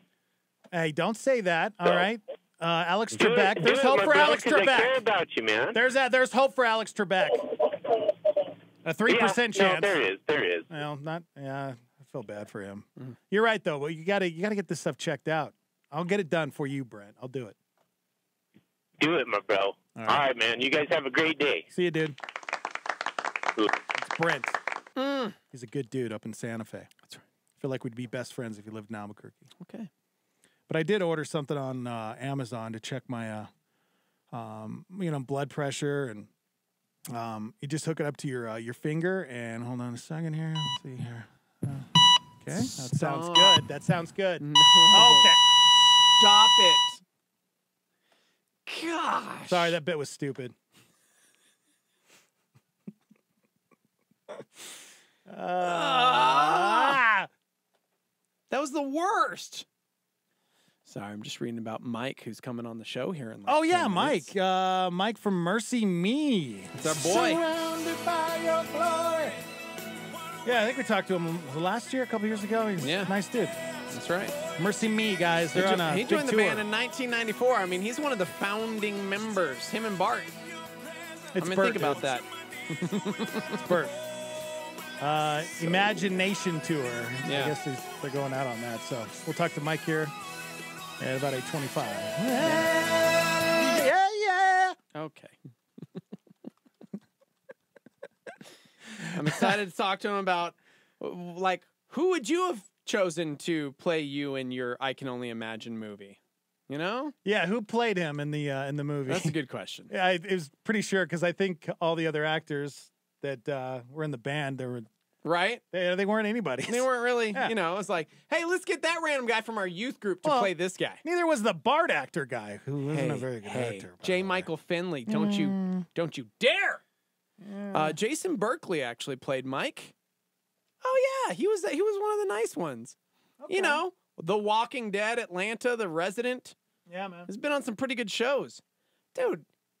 He plays Kevin on The Walking Dead. I'd want Donald Glover to play me because he's so cool. He's he's good looking. He's funny. Why are you laughing at that? I'm serious. Oh, man. Let me guess. Wesley Snipes for you. No? Oh, no. You can pick anybody, dude. Who would you want to play you? Keanu, duh. Keanu? We're basically, we look the same age, even though he's a lot older than me. He looks like he's 30 still, forever. Yeah.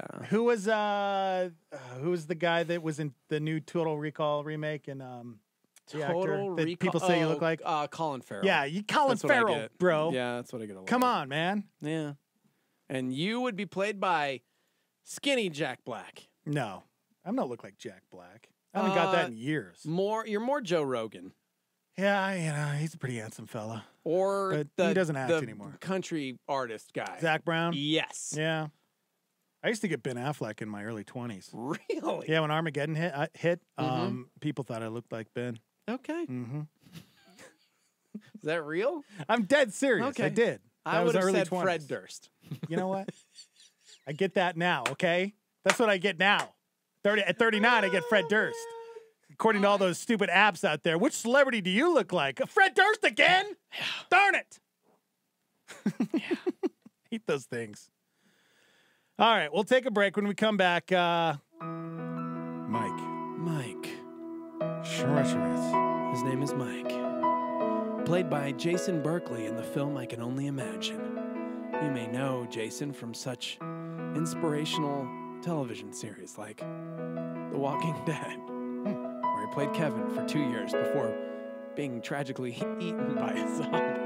I can only imagine what it will be like when mine comes on our show. That's right. I can only imagine what my eyes will see when Fred Durst is just playing me. I can only imagine. Surrounded by your glory, what would No, you're not even singing words. You're not even singing words. At least I went for it. Yeah, that's coming up at 25 after. All right. Let's take a quick break, guys. Live on the YouTube, we are off on your FM dial. Yeah. How do you say that? On your radio? Yeah. We're off, our transmitter's down. Our transmitter's down, so thanks for listening. We have people texting in talking about how they're YouTubing us on their way to work. Don't watch. Guys, be careful. Don't watch. Just listen. Yeah. Just listen. Also, download the Star 88 app to your smartphone. It's free. You can stream us live, get us on demand there as well. Subscribe on iTunes. We'll be right back. Hang out. A powerful night of worship in the presence of God is coming to Albuquerque. Elevation Worship. Hallelujah here below. 7 o'clock, Tuesday, March 26th at Legacy Church. Elevation Worship with special guest Cody Carnes. Tickets are available now at premierproductions.com. Elevation Worship. Hallelujah here below. Coming to Albuquerque, Tuesday night, March 26th at Legacy Church.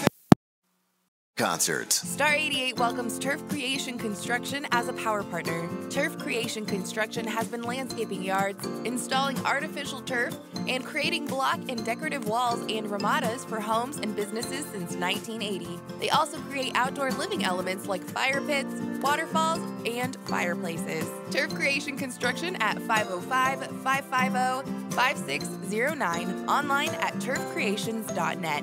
Thank you, Turf Creative Construction, for becoming a power partner. Hi, it's Dex. We want you to share your star story. How has Star 88 and the Morning Invasion impacted your life? My name is Ted, and I represent a team of artists and creatives that travel around the world doing community events in inner cities and skate parks and villages. I want you to know that our staff, as we work in the office and coffee houses around Nashville, preparing for the work we do in over 100 cities throughout the United States, or 20 countries worldwide.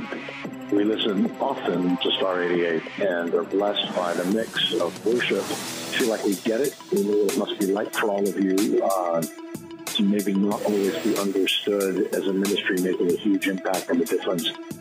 We have a lot of friends in radio, but there's something about Star 88 that's really special. We want to hear your star story. Call us now, 505-585-LIVE. That's 505-585-5483. And share your star story.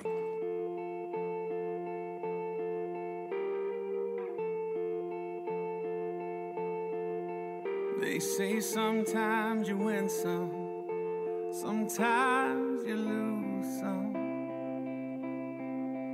And right now I'm losing bad. I've stood on this stage night after night, reminding the broken it'll be alright.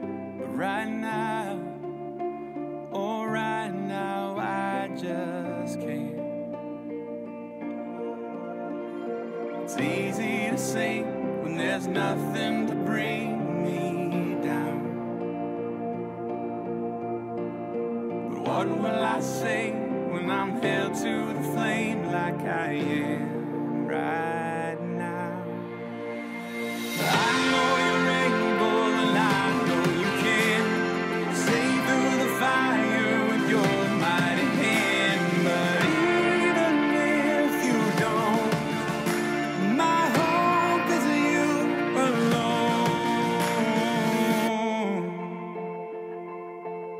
alone. They say it only takes a little faith to move a mountain.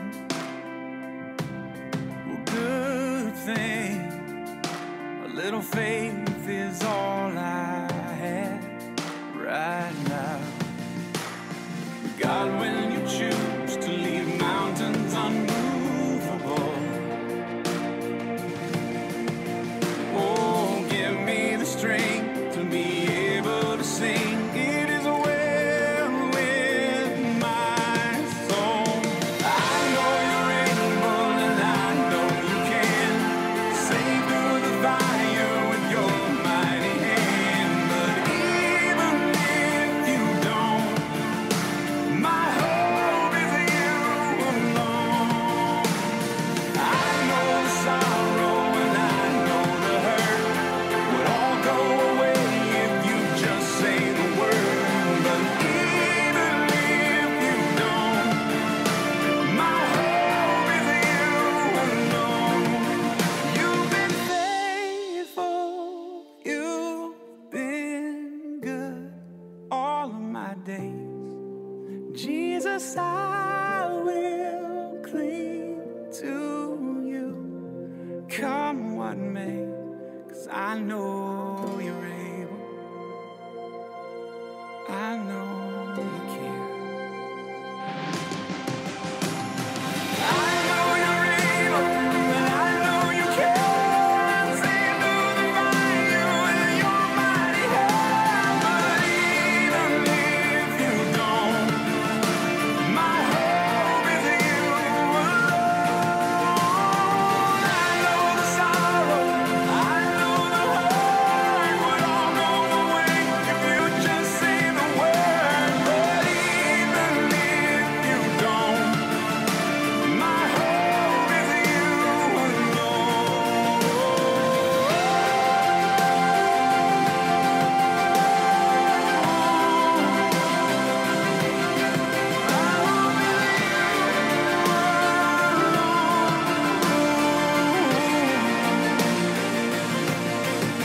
It is well with my soul. It is well with my soul. It's MercyMe, even F on Star 88, day 23. High today of 48 degrees. The Morning Invasion with Dex and Steve-O on Star 88. I don't know. They might have fallen out of the sky. Yeah, go ahead, Mike. Hey, this is, oh my gosh, this is in my head. How's it going? That just tickled my head. That's hilarious because we're like, the phone's ringing, but we're coming out of a song. No, this isn't Let's funny. just go Steve-O- straight to air. Steve-O goes, hey, do you want me to answer It that? happened to be a MercyMe song. It just It's like happened playing to it. me. It's like, man, come on. The stars align. Yeah, we don't believe in stars No, here. all 88 of them. All 88 stars aligned. Yes, but different kinds of stars. You see, you are a star because you've been played by a human being in a movie, and now you're famous. So That's right, man. Mike Schweitzer. Well, you know, I'm so famous, my kids don't even care. yeah, Wait. yeah. How do you pronounce your last name? Is it Schweitzer or It's Scherzermazen. Schuzer? Yeah, it's cool, man. Scheiser? I just want to see where you guys go with it. Yeah, man. That's Shiatzer? Yeah. Scherzinator. Very cool to have you on the show. Shuxer? Shiatsu. Yeah. Mike Shuxer? Yes. Funny, Okay, funny story. Funny story about my last name. So it's Schweitzer, but nobody ever gets it right. Well, we were at a fundraiser with Mike Matheny, who was the manager for the St. Louis Cardinals. Yep. And it was a golf thing and whatever. And so they're announcing the names of the teams or whatever. They're calling out, Johnson, party at 4, and here's your celebrity who's with you. Well, the guy who's announcing it, he's just reading off last names. And so it's like, Johnson Foursome, you're with Scherzer. Well, this is all, MLB at it. So these guys light up thinking they're about to get Max Scherzer, Cy Young pitcher, and they get me. Oh, they were so sad. Man. And you're like, listen, sorry, guys. I am a founding member of MercyMe. I have the most popular funeral song in existence. You will respect me. That's right. So, yeah. That is true. We did take over Friends of Friends Forever at the funeral. Yeah. Or Amazing Grace, which is a classic. So I don't know if I'm thankful for that or mad at you. So is that the one? Yeah, no, I'm not okay with that one. That one will outlast us. Now, yeah, that's true. I don't know, man. Did they make an Amazing Grace movie? I don't think. Actually, yes, they did. They did. Yeah, like 7 or 8 of them actually. So never mind, dude. Welcome to the show. Thanks for having me. Yeah, man. It's been a minute since we've had you on, but we're glad that you're coming back to Albuquerque, which means you have to do press. So welcome back. Yeah, I feel bad for you, man. We're pumped. We're pumped. It's been a long time since we've been in Albuquerque. I don't even remember the last time. I know, man. It has definitely been a minute. Probably a couple years, right? Yeah, but you guys played right here on our campus, which was pretty cool. And so March 31st, along with Crowder, who was absolutely insane. And it's going to be a lot of fun for sure. I'm looking forward to it. For Scherzer. Okay. Max. Yeah. We'll go with it. Yeah. With David Bowie eyes. winning guitar player. Yeah, but more importantly, David Bowie eyes. So that's actually the coolest part about Max Scherzer. Let's be real. So yeah. So Mike, we were kind of teasing this interview yesterday, and we were talking about the last time we talked to you. I think all of us were just dissing Christian music. Yep. And then we pulled up your Twitter and we saw your tweet that you posted yesterday, and it was basically you were dissing the Christian music industry. Like, what is happening? And we're like, yeah. No, I was not dissing. Yes, I was merely pointing out that sometimes we struggle with trying to be relevant. Yeah. And instead of just kind of doing our own thing. Right. Hey, and I don't know if you guys had a chance or not, but go to YouTube and check out David Leonard's The Wait. It's really great. Okay. It's so creative and one kind. So yeah, go check it out for sure. And his album's dropped this year. I have no interest in that. Like I have no stake in the album, and it's really good. So y'all check it out. Comes out Friday. I love that, man. I definitely will check that out. Yeah, we were looking at it, and it's like, why does it seem that is the case a lot of time? Now, I will say this. Y'all are in an amazing position because when it comes to the Christian industry, there are certain bands that are ahead of the curve and or are defining the curve. So for MercyMe, you guys are in a great place because everybody else is just copying you. So that's got to feel good. It's there's a little bit of pressure to that, in trying to be kind of faithful to what we were called to, but also at the same time recognizing we also need to be good stewards with this. We've been for some reason put in this position where other bands haven't. So how do we steward it well? How do we be creative? How do we maybe push the envelope and not make the same record twice? And yeah, it's one of probably our biggest struggles is trying to push ourselves forward a little bit. We obviously, we're not mute math over here. Let's face it. But we're trying to do something new and trying to be creative in what we do. Dude, I love that authenticity about it though, because it's true. You're right. And you guys, I mean, man, I don't want to make you feel old here, but it is 2019, sir. You have been doing this for 25 years. Ooh, man. So how do you Isn't keep that that? nuts? Yes, it is. So we feel you. We're coming up on 20 for radio and going, what the heck is going on? Are we old? Are we in fact old? Right. So yeah, it's bizarre. And honestly, it's left me I'd say since our last record came out, it's left me in this really grateful place because who gets to do this long? I mean, what band gets to stick around for 25 years? We've seen a lot of bands that we're fans of kind of come and go. And it's like, whoa, how does it that people still care about what we're doing? And so it's been a season of gratitude for sure. And this next season we're excited about. We're in the studio right now writing and working towards our next record, and it's one that we're excited about. We're excited to have something else to say. Heck yeah. You were around when Napster was huge. Remember those days? Man, we were around before Napster. Gosh. Like we were there. Like our first record came out right as the whole LimeWire and Napster streaming and share, happening. And our record label, they even told us, they're like, if your record had come out a year before, I guess it went double platinum, it went platinum in the first year, and they're like, it would have sold 5 million records in the first year. But because people could share that song online, you had all these people sharing Imagine that were never buying the record. Oh, yeah. Which, that was their guess. Who knows? It may have not done anything, but it may have been people sharing that song that helped get it around and spread it around to places that we never had gone. So you can't really say one way or the other, but it is kind of a trip to think that how much technology has changed. I mean, the iPhone's only been around since, 2007? Something like that. Yeah. Have you tried, we're talking with Mike from MercyMe. Have you tried the virtual reality goggles? Have you tried that? No. That feels demonic or something. Yeah, no, Mike, it is. It is. It is demonic. I'm doing my best to not play Fortnite because I feel like I will be a complete junkie if I do. I'm telling you.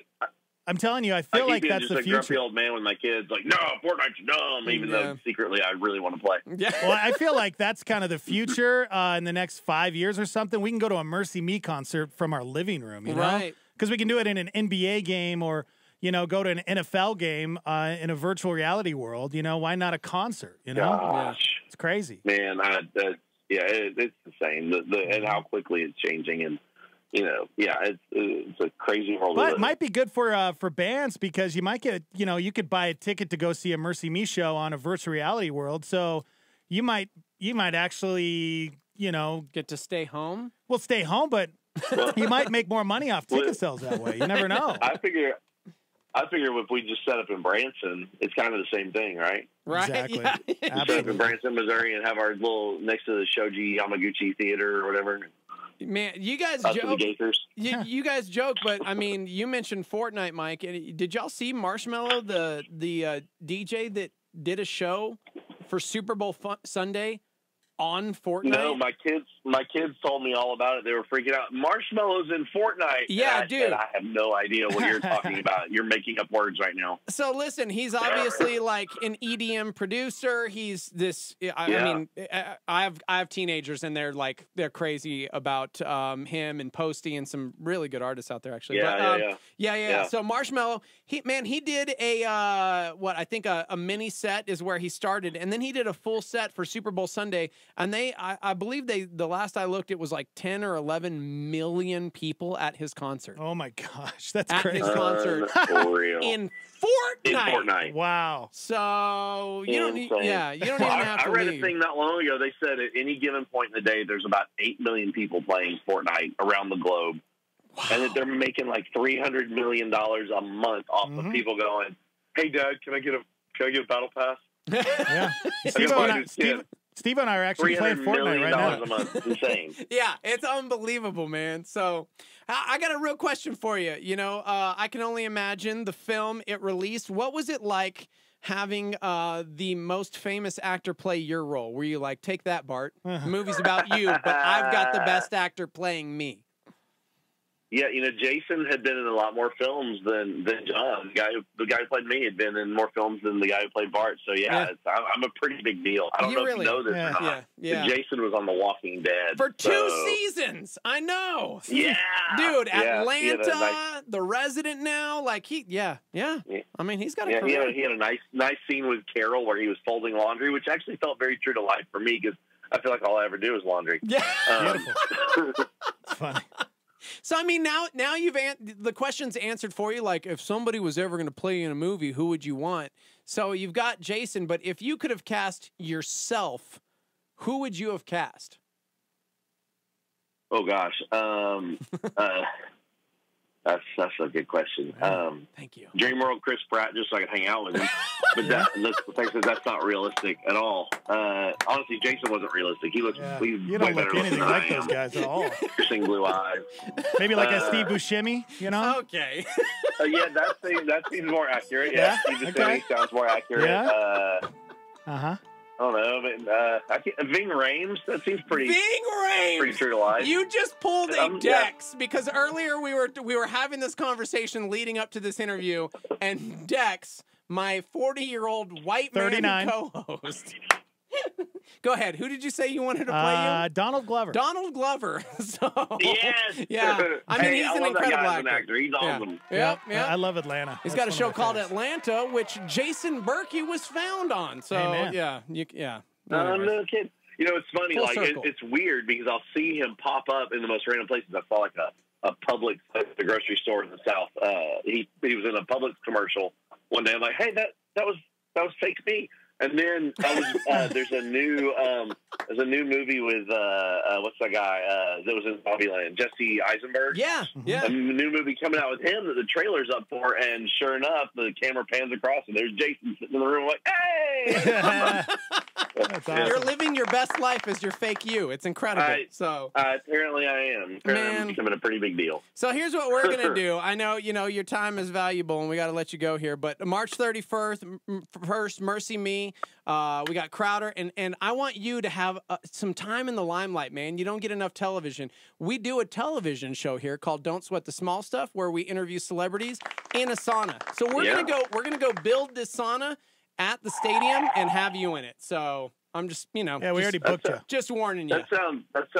That sounds really sweaty. Yeah, yeah. Well, it's called Don't Sweat the Small Stuff. So, we don't want, don't freak out. So No, I get the play on words, but I don't like sweating. Yeah, I'm in a band, so I don't have to work. I don't want to sweat. Mike, it's good for you. So it's going to happen. March 31st. Yeah. It's like a detox. It's a detox. Okay, I'm exactly. in. Sure. Perfect. Okay, good. All right. We're going to book that right now. All right, So, good. dude, thank you so much for hanging.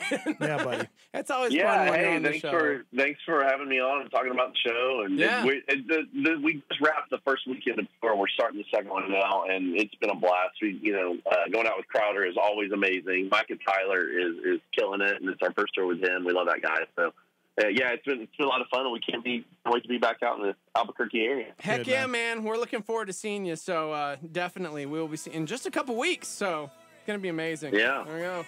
I'm hoping to go visit Tinkertown one more time. There you go. Yeah. All right, Have Mike. you been to that place? No. Never been. Now I'm going to have to check it out. Dude. Oh my gosh, it is what nightmares are made of. It's amazing. Okay. Well, I'm there. We're there. If you live in the Albuquerque area and you've not been, Google it and yeah. Okay. So what we're going to do is we're going to set up the sauna in Tinkertown, which is in Sandia Park, New Mexico. Oh gosh. And yes, it is. Yeah. So there you go. Beautiful. You just gave us amazing. something in our own area. Never even heard of this I can't place. believe it. It's like world famous. Maybe? Yeah. No, I mean, I've It's lived here amazing. for 30 years, and I've Never heard of it. Yeah. I don't know if it's world famous, but It's world famous now. Now. You've just made it Trust world me, famous. When you go see it, you will realize, oh gosh, this is the most incredible thing in our city. Yeah. Don't go alone. Do not go alone, and don't go after the sunset. That's probably my only advice. Speaking of The Walking Dead. Perfect. There we go. Oh, man. All right, Mike. Mike, you're the man. Thank you, dude. Thanks, dude. Yeah, we'll see you guys soon. All right, See you, man. It's Mike from MercyMe. Could be in town very soon, guys. Very soon on the Imagination Tour. Get that? Imagination? Like Imagine Nation? No. Never even heard it. People are like, Clarence. how have you never been to Tinkertown? I don't know, Austin. I don't know. Never even heard of it. Yeah, right? Carl wanted to let us know on YouTube that we're not transmitting on the radio. Oh, no kidding. What? Huh. Yeah. Sorry, we've been out since yesterday, about 11 a.m. Yeah, Thanks, we're Wind. fixed. Thanks, Wind. All right, we got to take a break, guys. Live from the Dreamstar Remodeling Star 88 Studios. Hang out. Rich Wilkerson Jr. reminds us that if we desire to lead, we must first learn to follow. I was there in the captain's quarters with my hands on the steering wheel, and for a moment, I felt like I was the captain of this massive cruise ship. Yet anybody who has a logical brain, anybody who's thinking in a practical sense would say, Rich, just because you put your hands on the captain's steering wheel does not make you the captain. How crazy would it be for me to go, you know what? I'm the captain of this ship. For 2.5 seconds, my hands were on the wheel. That makes me captain. No. Just because I put on a stethoscope doesn't make me a doctor. Just because you stand in a garage, it doesn't make you a car. Just because you come to church doesn't make you a Christian. That's a PowerPoint on Star 88.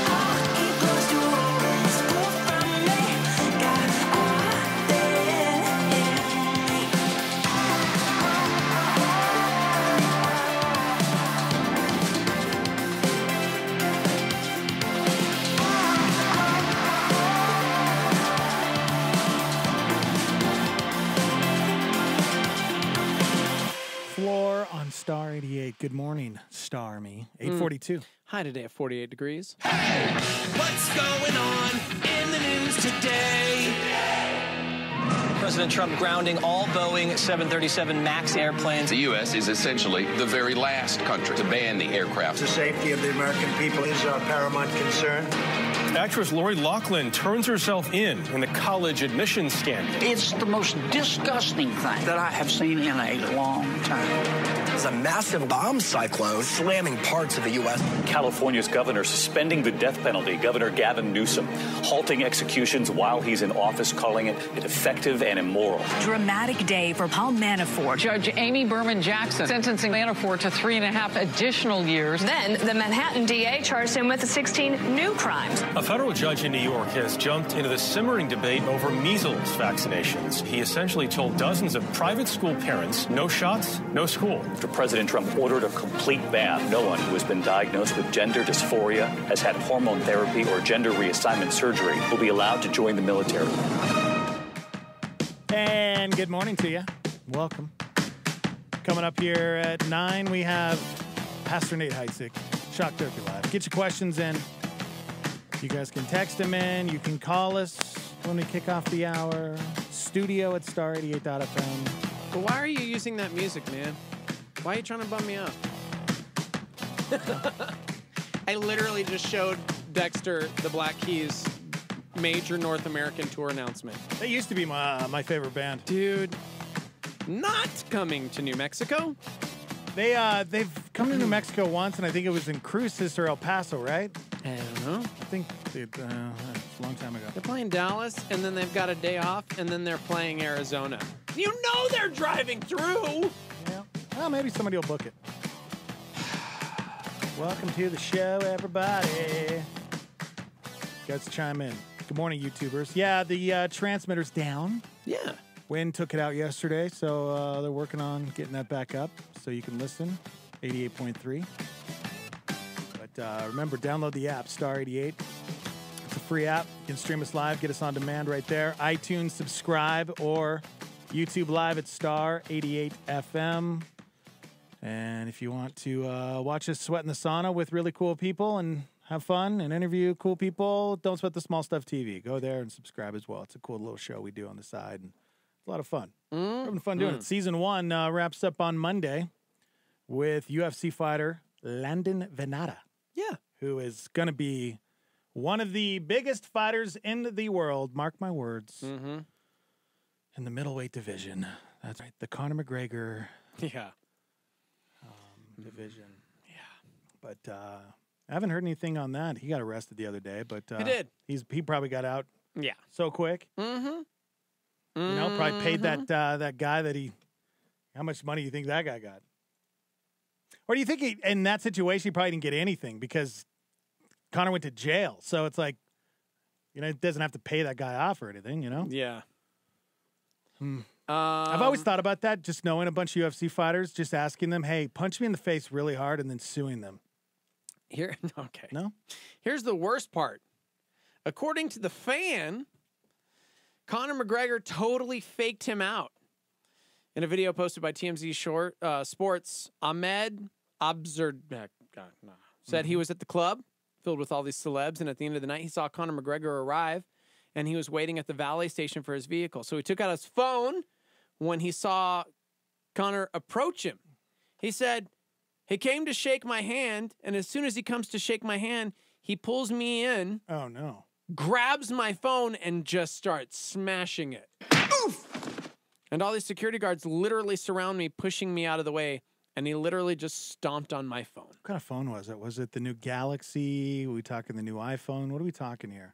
I have no idea. But he said Conor approached him and said, get the heck out of my face. Only he didn't say that. Man. And security looked at the guy and said, do what Conor says, when he asked for the phone back. He said McGregor then pocketed it, got into his vehicle, and left. The hotel manager looked at him and said, don't worry, I'll sort it out. Mm-hmm. The guy valued the phone at $1,000 in the police report. So probably, a new iPhone or something. Yeah. And he said it was more about what was on the phone. I've got pictures of my son that I hadn't saved to my iCloud that I'm now going to lose, and that's what gets me the most. I've got pictures of my son I will never see again. My gosh. So McGregor was booked at Miami-Dade County Jail, released on a $12,000 bond. That sounds weird, considering we're talking about Lori Loughlin. $1 million bond, right? So yeah, luckily the hotel had it all on camera. I think that's how he was able to. And Conor has actually spoken out. Has he? What did he say? Let's see what we've got. Patience in this world is a virtue I continue to work on. I love my fans dearly. Thank you all, heart. Well, not cool, bro. Not cool. Yeah. That's all he said. He posted a photo on his Instagram. I think he's just trying to stay relevant is what he's trying to do. You know? I don't know, man. He's got that bad boy image. Yeah. And that, like I said, it's just puts him out there again and people are talking about him. And has he got a fight scheduled or anything coming up? No. Oh. No. Book? So, Does he have a he's book? Definitely in trouble again. No. He was launching his whiskey brand in Australia this week or something like that. So, I mean, who knows? All right. Gosh. It's really unfortunate, though. Promise me you'll never do that. What? You'll never become so famous that you just start snatching phones from people and breaking them because you can. I can't promise that. Okay. I'm sorry. I can't. I don't know. I don't know how I'll be when I become so famous and rich. I just don't know. I can't sit here and tell you that it never happened because I don't know what that's like. Yeah. No idea. You know, but I'll do my best. I'll do my best. I don't know, though. Do you want to hear about a new gig Matthew McConaughey has? Do you want to hear about the best fantasy baseball team names? Man, just reaching for the bottom of the barrel on that one. What do you? You you don't even play fantasy baseball. Well, I put that in there for you. Oh, thank you. Do you play fantasy baseball? I don't. Oh. I used to, and it just got ridiculous. So I don't. I try not to play fantasy anything. Like, I got suckered back into football because it's like the mob. You think you're out, and then next thing you know, the reputable head of your crime organization is found shot dead. Okay. Wow. Really? Yeah. That was the leader of the Gambino crime family, once headed by infamous mobster John Gotti. Yeah. Oh. That actually really just happened. I'm sorry. Really? Francesco Frankie Boy Cali. 53 years old, was found, outside of his home, Staten Island. He is the first reputed mob boss who was gunned down in New York City in the last 30 years. No kid. Apparently, it's getting heated in New York City. Yeah. How crazy is this? This isn't a movie. This is real life. Anyways, no one's been arrested. An investigation is ongoing. Nothing has been recovered as far as weapons or anything like that, but it was really bad. Really bad. Kid. Too Gunned much. down. Yeah. Jeez, man. His family was in the house. His wife and children were inside the house. He was walking to his car in his front yard. Oh, wow. Yeah. The Godfather is happening 30 years later. Woke up this morning. Oh, okay. Yeah. Okay. So apparently last October, this is a real thing. There's a mob war in New York City. Well, never going back there. Have fun. Sorry, Brandon. I love you. I'll miss you. I guess they talked to ABC News. They're attempting to determine if it was the revival of a mob war. Wow. Because it was meant to send an ominous message. I guess there's another family, the Bonanno crime family. Ooh, the Bonanno. And apparently a 71-year-old dude of that organization was taken down at a McDonald's drive-thru in the Bronx. Yeah. And then back in July, that dude's son survived an attempt on his life, also in the Bronx. Jeez, man. The Bronx ain't messing around.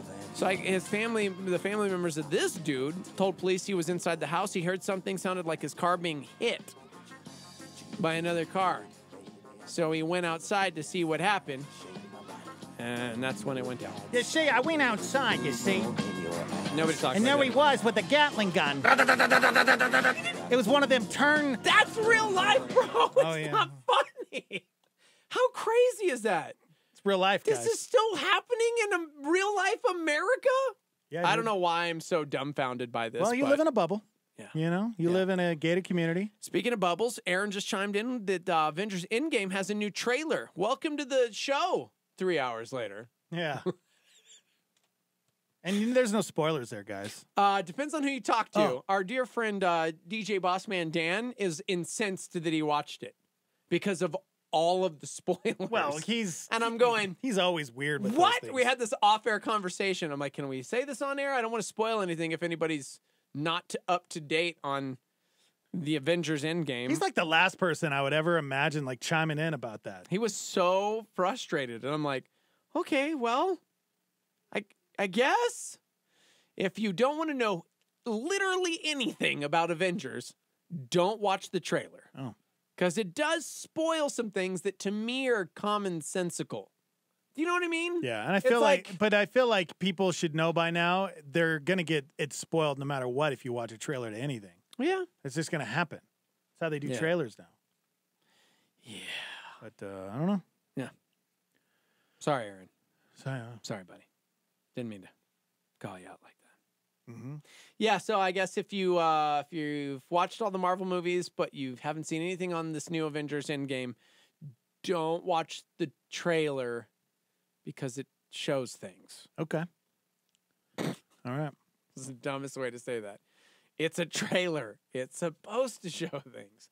I don't think it spoils anything. I really don't. All right. I mean, come on. Let people decide that for themselves, dude. Okay. Yeah. We interrupt your regularly scheduled program for this breaking news. Cleveland Browns fans are going crazy because, they just signed Odell Beckham Jr. Yeah, pretty big deal. And there was a woman in Cleveland. She called 911 Tuesday night over someone running up and down the street, yelling and screaming and flailing their arms. 911, what is your emergency? Yes, ma'am. I'm calling because there's someone up in front of our house. We just drove home, and he's yelling and screaming and, flailing his arms. And, I don't want to get my kids out of the car yet because I don't know what's going on. It looks like when he's running up and down the street, he's yelling. And he was in your yard a moment ago? Yeah, he's running from side to side on the street. He's not staying in one spot. Turns out it was a kid who's a Cleveland Browns fan, and, they just signed Odell Beckham Jr., so he was losing his mind, and this poor woman in Cleveland called 911 on him because she didn't know what was going on. Football fans are crazy, man. I'm telling you, you guys are nuts. I don't get it. I wish I got excited over stuff like that. Yeah. Oh, jeez, man. Maybe I will when I go to my first soccer game. New Mexico United. They have another home game this coming Wednesday, and maybe I'll become a huge football fan. Yeah. And I'll just play fantasy soccer and freak out. Wear United gear all the time. You can do that. That'd be cool.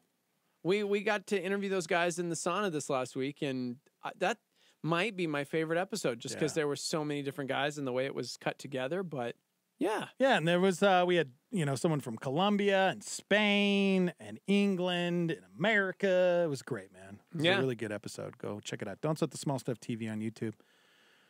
All right, I think it is time to take another break, and I believe we have our friend Nate Heitzig joining us when we come back. He does a little thing where he answers questions. It's called Shock Therapy Live. We need your questions, bro. Get them in. We're down on the old FM transmitter, so it's up to you.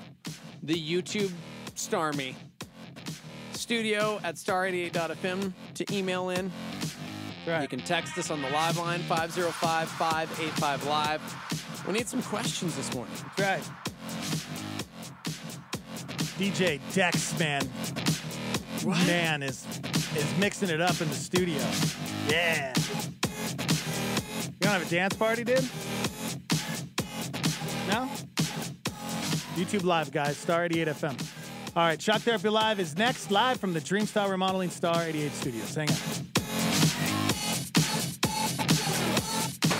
Worship isn't only about emotions. Skip Heitzig says it's about much more than that. Hotspot. Worship is not working ourselves up into some emotional outburst or frenzy, and once we get into the mood, we go, now that is worship. It involves the mind. Here's another hit of truth from Skip. Worship should engage the mind as we dwell on the greatness of God. Want more from Skip? Visit connectwithskip.com. Connectwithskip.com. There's never a time when God can't be worshipped. There's no valley, there is no depth, there is no darkness where God is not worthy of all praise and all glory. Enjoy Skip's teachings from the comfort of your home. Add the Skip Heitzig channel to your Roku device. God is worthy of all of our worship. God is good all of the time, and our worship should be the natural flow to a God who is most worthy. Hotspot. A Star 88 Supernova with Greg Laurie. Here's the message, plain and simple. You're a sinner. You're not as good as you think you are. You're actually much worse than you ever thought you were. But the good news is God has made a provision for your sin. and he poured it on Jesus, who died in your place and rose again from the dead. And Jesus now stands at the door of your life, and he knocks, and he says, if you'll hear his voice and open the door, he will come in. And the Holy Spirit is saying to you, come. Now you can say, well, no, I don't want to come. Well, you know what? You don't have to come. And the Holy Spirit will not drag you kicking and screaming. He'll nudge you. He'll show you. You'll sense that need in your life, but you can resist it and say, well, I don't want it. I don't care. Okay, that's up to you. You can resist him, or you can yield to him. Catch Greg Laurie's teaching show, A New Beginning, on our sister station, KNKT, weekdays at 8:30 a.m. on 107.1 FM. This is KLYT, Albuquerque, Santa Fe, rebroadcast on KKCJ, Cannon Air Force Base, KPKJ, Mintmore, K201CC, Las Cruces, K203EZ, Alamogordo, K207CQ, Gallup, K211CW, Hobbs, K212EH, Silver City, K214DE, Antonito, K218AK, Artesia, K250AB, Roswell, K293AO, Alamosa, K228DQ, Portales, in the free app for iOS and Android, and online at star88.fm.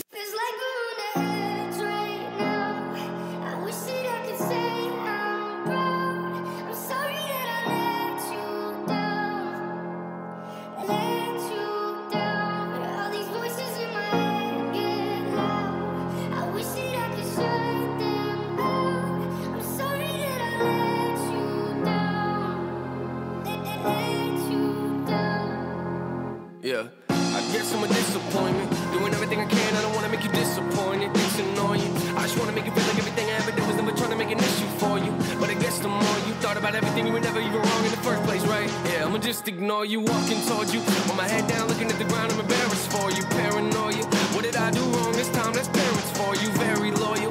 Should've had my back, but you put a knife in my hands before. What else should I carry for you? I care for you, but on the edge right now. Wish that I could say I'm proud. I'm sorry that I let you down. Let you down. All these voices in my head get loud. I wish that I could shut them out.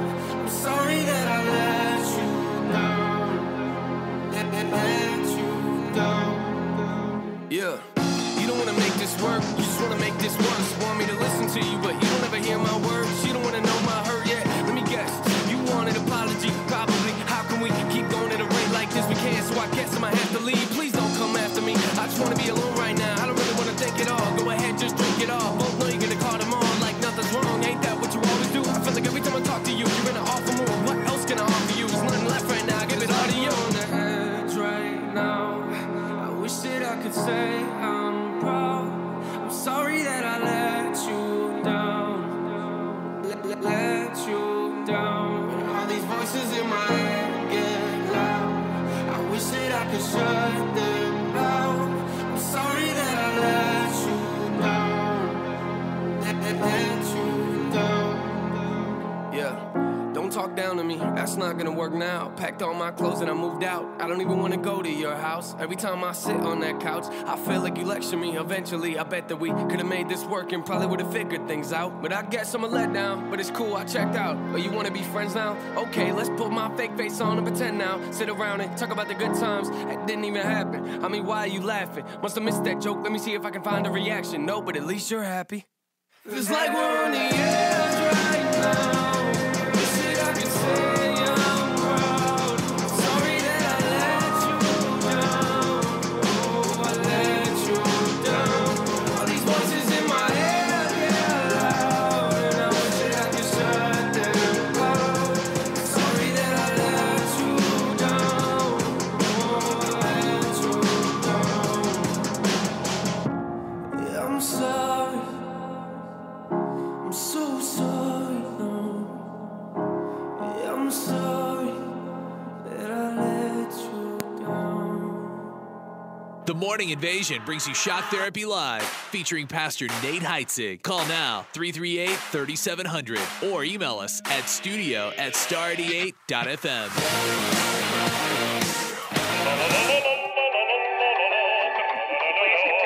Please hold for Nate Heitzig. Please continue to hold.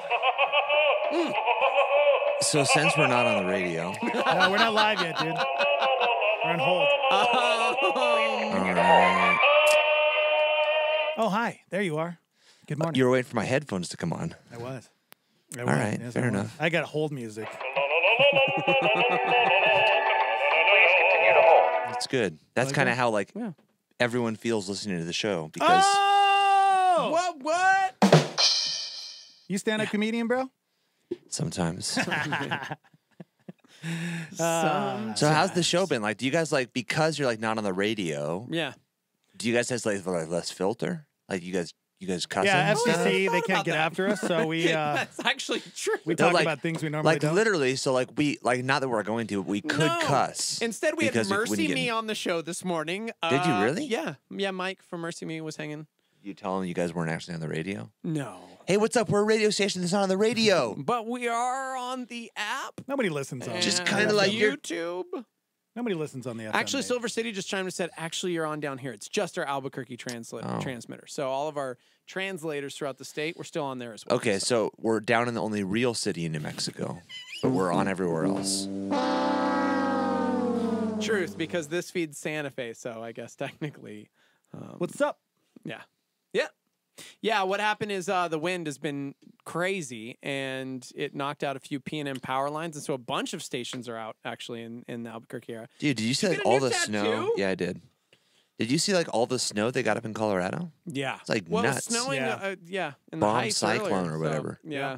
Yeah, Matt Peterson, he said that you couldn't see like he put his hand out and you couldn't see your hand. It was just blizzard. Where's he at? Insane. He's in Colorado Springs. Yep. Dang, man. Yep. Mm-hmm. Nutty. Well, you're used to that weather up there. It gets crazy up there. Mm-hmm.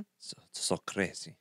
Well, it's Shock Therapy Live and Which questions. kind Get of in. Come on. isn't really like we're just gonna kind of hang out, right? we like got- that was what you told me. we got that was what you promised me on the Yeah, phone this I know. morning. I was like, it's basically going to be an hour-long hang session. So, Jay Marie just said, I loved your message last night, Nate. Oh, thank you. Yeah.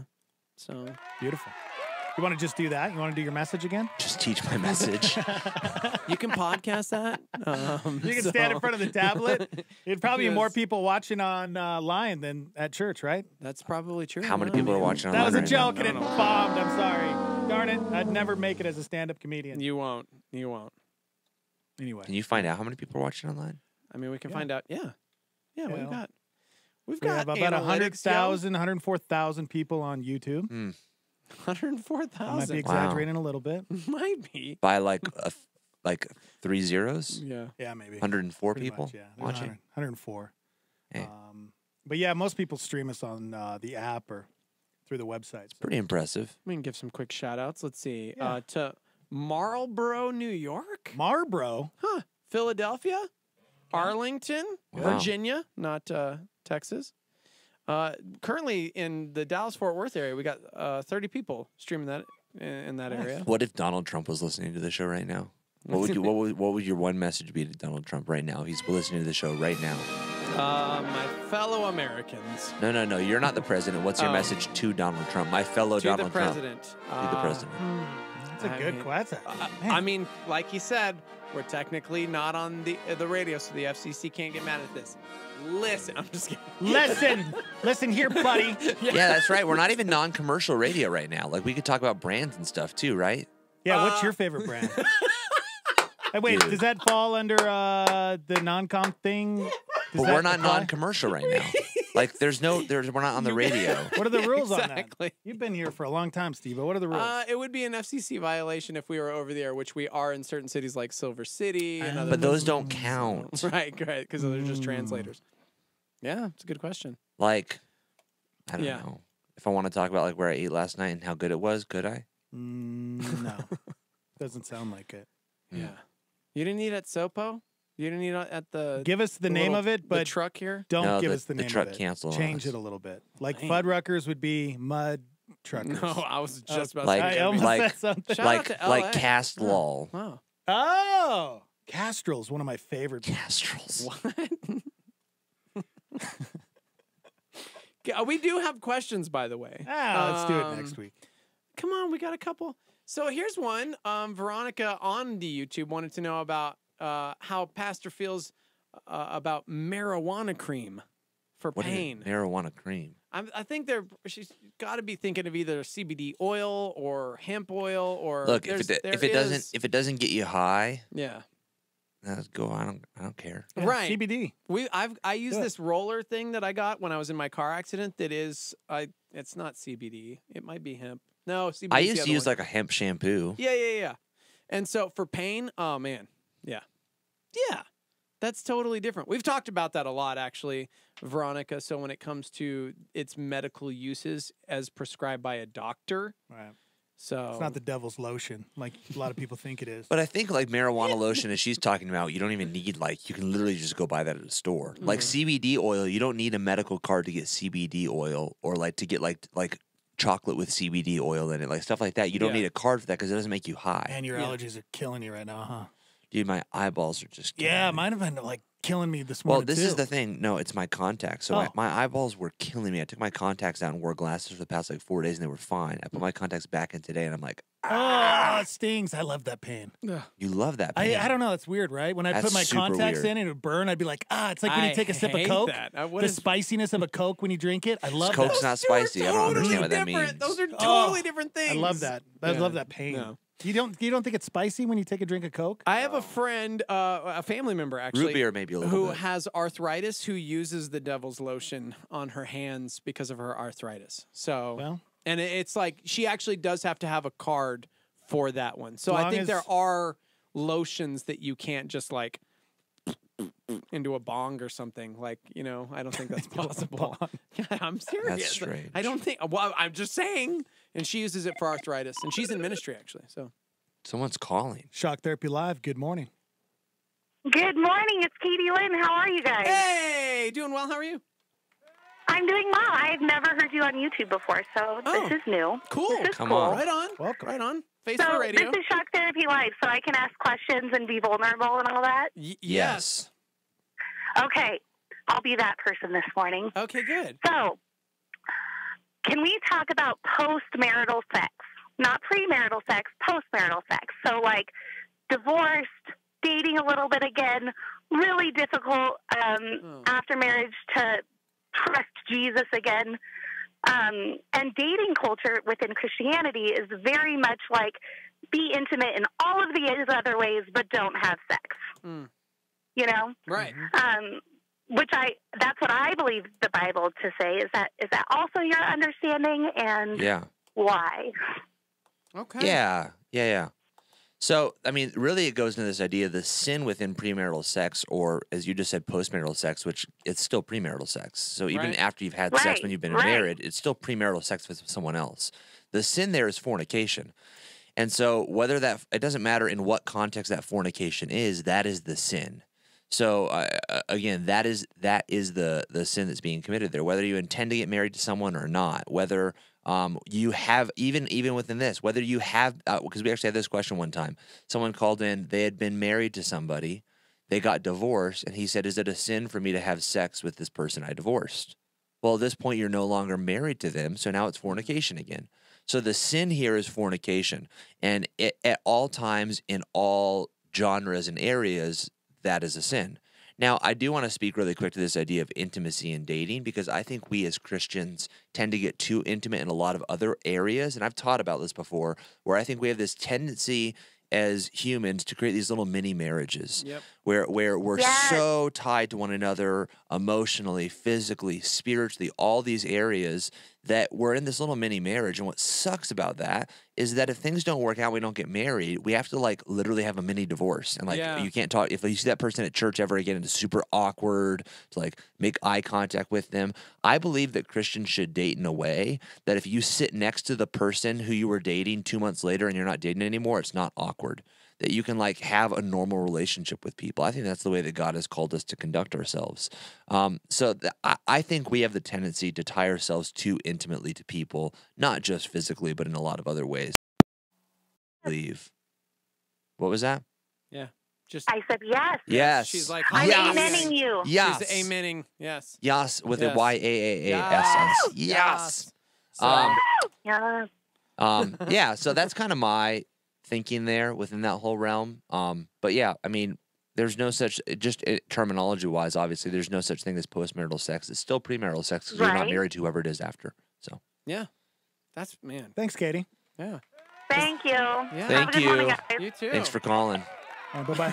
Post-marital sex. I So that's a new one. That is a new one because PMS. We've gotten. That is That is post-marital sex. Well, but premarital sex technically is the same initial. So all around PMS sucks. Don't do it.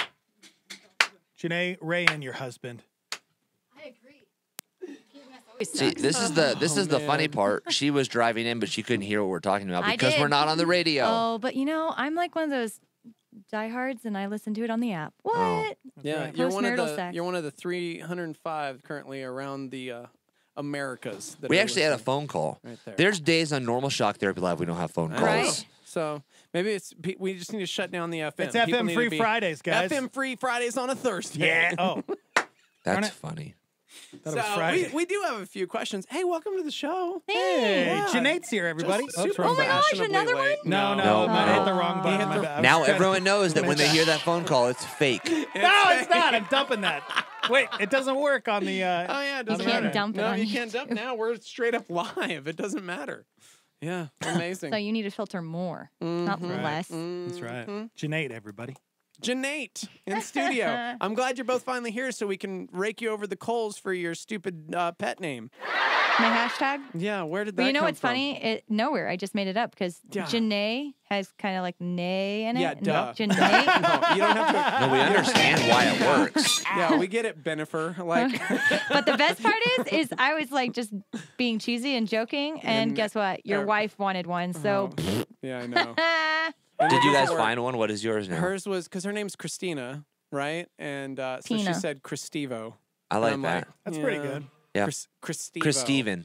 Christeven. Christeven. Yeah, Christeven works. Christeven. Ugh, so stupid. Christeven. I like it. That's hate it. Christeven. I hate it forever. So, Forever. Yeah, forever. And then we got Devo here, So Evo. Yeah. No, mine's Dex and Steve. Dex Cezus. What? No, because you're with Jesus. I'm with Jesus right now. Dex Jesus. Dex Cezus. Gosh. No, man, Devo. Or Stex, which Devo. is just dangerous. So Yeah. let's not. Yeah. No. No stacks. Yeah, that's right. Post or pre. Nope. We got a question, but it's 9. We got to take a break. Oh, yeah, that's Yeah. right. Do we Thanks. have to take breaks still? Yeah, this is Shock Therapy Live. It's still the format. Screw the format. Whoa, Janate. Easy does it. Whoa. Whoa. Whoa. Easy. I forgot to filter. Drop that. Whoa. Just kidding. All right, Shock Too Therapy late. Live. We got questions? Yeah. I like this song. All right, let's play this song and then we'll Yeah. come back, all right? It's not Shock a real Therapy song. Live. It's a filler. Oh, We'll be right back. Hang out. sounds like a real one. Your church might have beautiful buildings and increasing numbers, but skip height success. Don't let these vital things be lacking.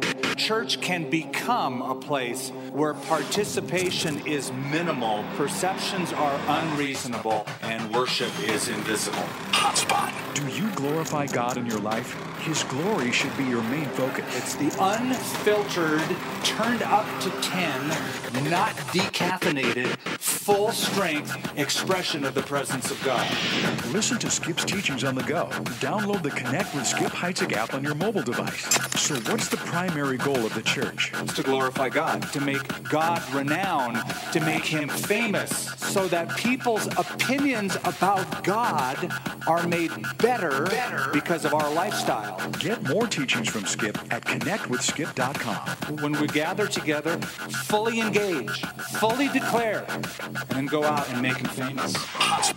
Pastor Jack Graham and a Star 88 Supernova. Every person, man, woman, boy, and girl, needs to come to a time and a place in your life where you decisively and personally respond, repenting of your sin, receiving Christ into your life, and you are born into God's forever family.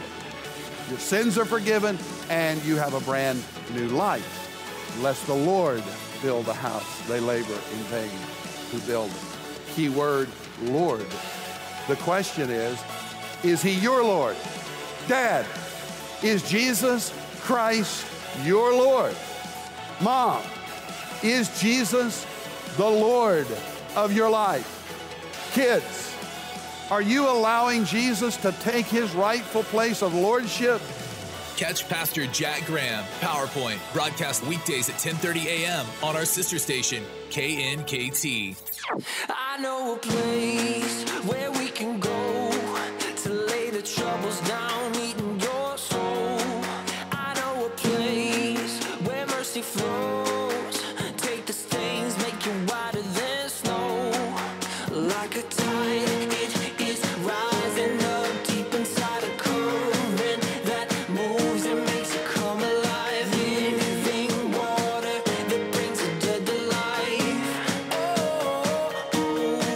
We're going down to the river, down to the river, down to the river to pray. Let's get washed by the water, washed by the water, and rise up in amazing grace. Let's go down, down, down to the river. You will leave change. Let's go down, down, down to the river. Never the same. I've seen it move in my own life. Took me from dusty roads into paradise. All of my dirt, all of my shame, drowned in the streams that have made me born again. Like a tide, it is rising up deep inside a current that moves and makes it come alive. Living water that brings the dead to life. We're going down to the river, down to the river, down to the river to pray. Let's get washed by the water, washed by the water, and rise up in amazing grace. Let's go down, down, down to the river. You will leave change. Let's go down, down, down to the river. Never the same. Let's go down.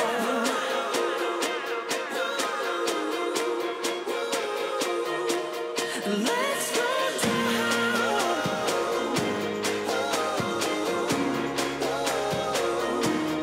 Let's go down. We're going down to the river, down to the river, down to the river to pray. Let's get washed by the water, washed by the water, and rise up in amazing grace. Let's go down, down, down to the river. You will leave change. Let's go down, down, down to the river. Never the same. Oh, down. Gonna go down in amazing grace. Down, down, down to the river. Gonna go down in amazing grace. Jordan Feliz, The River on Star 88, 922. Dude, High today at 48 degrees. Jordan Feliz, good guy. Yeah. The Morning Invasion with Dex and Steve-O. Nate's Janae. dying. He kind of looks like it. He does. You You okay, all right, dude? buddy? You need a back rub? You need Yeah, some CBD just oil in for your eyes? just in relapse right now. It's kind of Need hard. your eyeballs massaged? Dude, it's bad, man.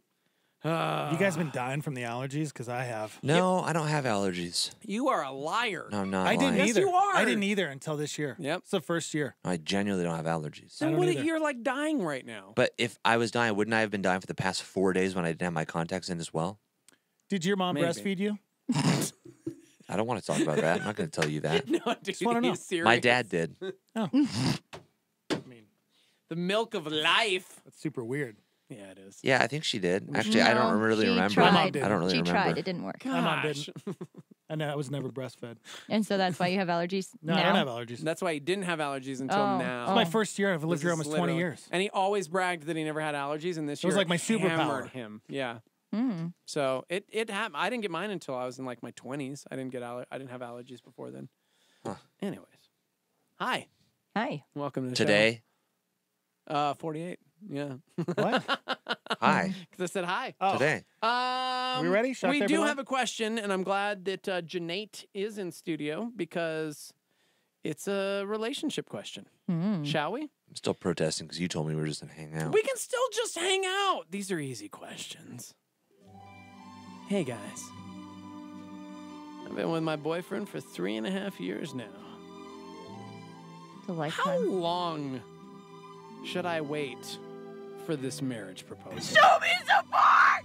I mean, we've briefly discussed it because he freaks out and shuts down and just won't talk about it when I bring up marriage. But that's what I hear. Dude. Yeah. 3.5 years. Okay, there's just so How much old to are they? that, How though. old are they? That doesn't say. Okay. That One, makes we a don't know their difference. age. Two, we don't know if they're living together or if they're intimate together. Like all those things factor in. Yeah. If it was, I guess she was of I think it a depends. reasonable age, mature-wise. A reasonable age. I don't know. Like Some people reasonable age, mature like what I later would in say is life. like graduated college. Like you're no longer in school. Here's the hard thing. Here's man, do we want to get into this? Of when you, how old is old enough? Yeah, like 32. do we really have a right to ever say how old is No, old I enough? said mature. Like, I know. Did I you hear know. my word? No, I No, know, but what I I'm saying know. is like if they're in college and Right. she's like he gets freaked out every time I talk to him. It's like yeah, you guys are freaking in college. Yeah, you're 23 years old. Because the problem with that is, look, let's be real, man. There's this weird culture, and it's mostly within the church culture because no premarital sex, and like, you don't want to get all hot and heavy, so you get married at 24. I'm now 40, and I'm seeing the fruits of that. When did you get married? How old? 24. Oh. And I'm seeing the fruits of a lot of people around me who were in their 20s, early 20s, trying to still discover who they were, who are Christians, who all of a sudden it's like, man, you got to get married. And then a lot of people are, and let's be honest, sadly around me, it's about a 50% divorce rate for these Christians who are now in their 30s. And Janae and I got married at 22. You know what I mean? Janae and I got married at 22, and it's by the grace of God we're together. And I Seriously. tell people, I'm like, look, like, I can now say, like, we've got a good marriage, but we got married too young. Yeah. Like, we were too Same young with to get Christy married. And I. We should not be married. Yeah. Your brains aren't It developed. is seriously Your brains Jesus. aren't developed. 25. No, but man. I'm like, No, honestly. I'm like super serious. I'm like, let's it's get- by the if we're grace of gonna God. be real, Like people are like, you and Janae have such a great relationship. I'm like, don't follow necessarily our path. Yeah, don't. Yeah. It's just because I'm so awesome and like I hung on for dear life, even though. Yeah, tell yourself that. Dude. Oh my God. Yeah. No, I mean, I look back and it's the Lord and Chrissy's stupid stubborn-headedness that she made a commitment to Jesus and not me. So she stuck it out. Right. And I'm like, man, that's good on you. But Yeah, getting married, getting married that young and having a great relationship is definitely not the norm. It is like the opposite of the norm. Yeah.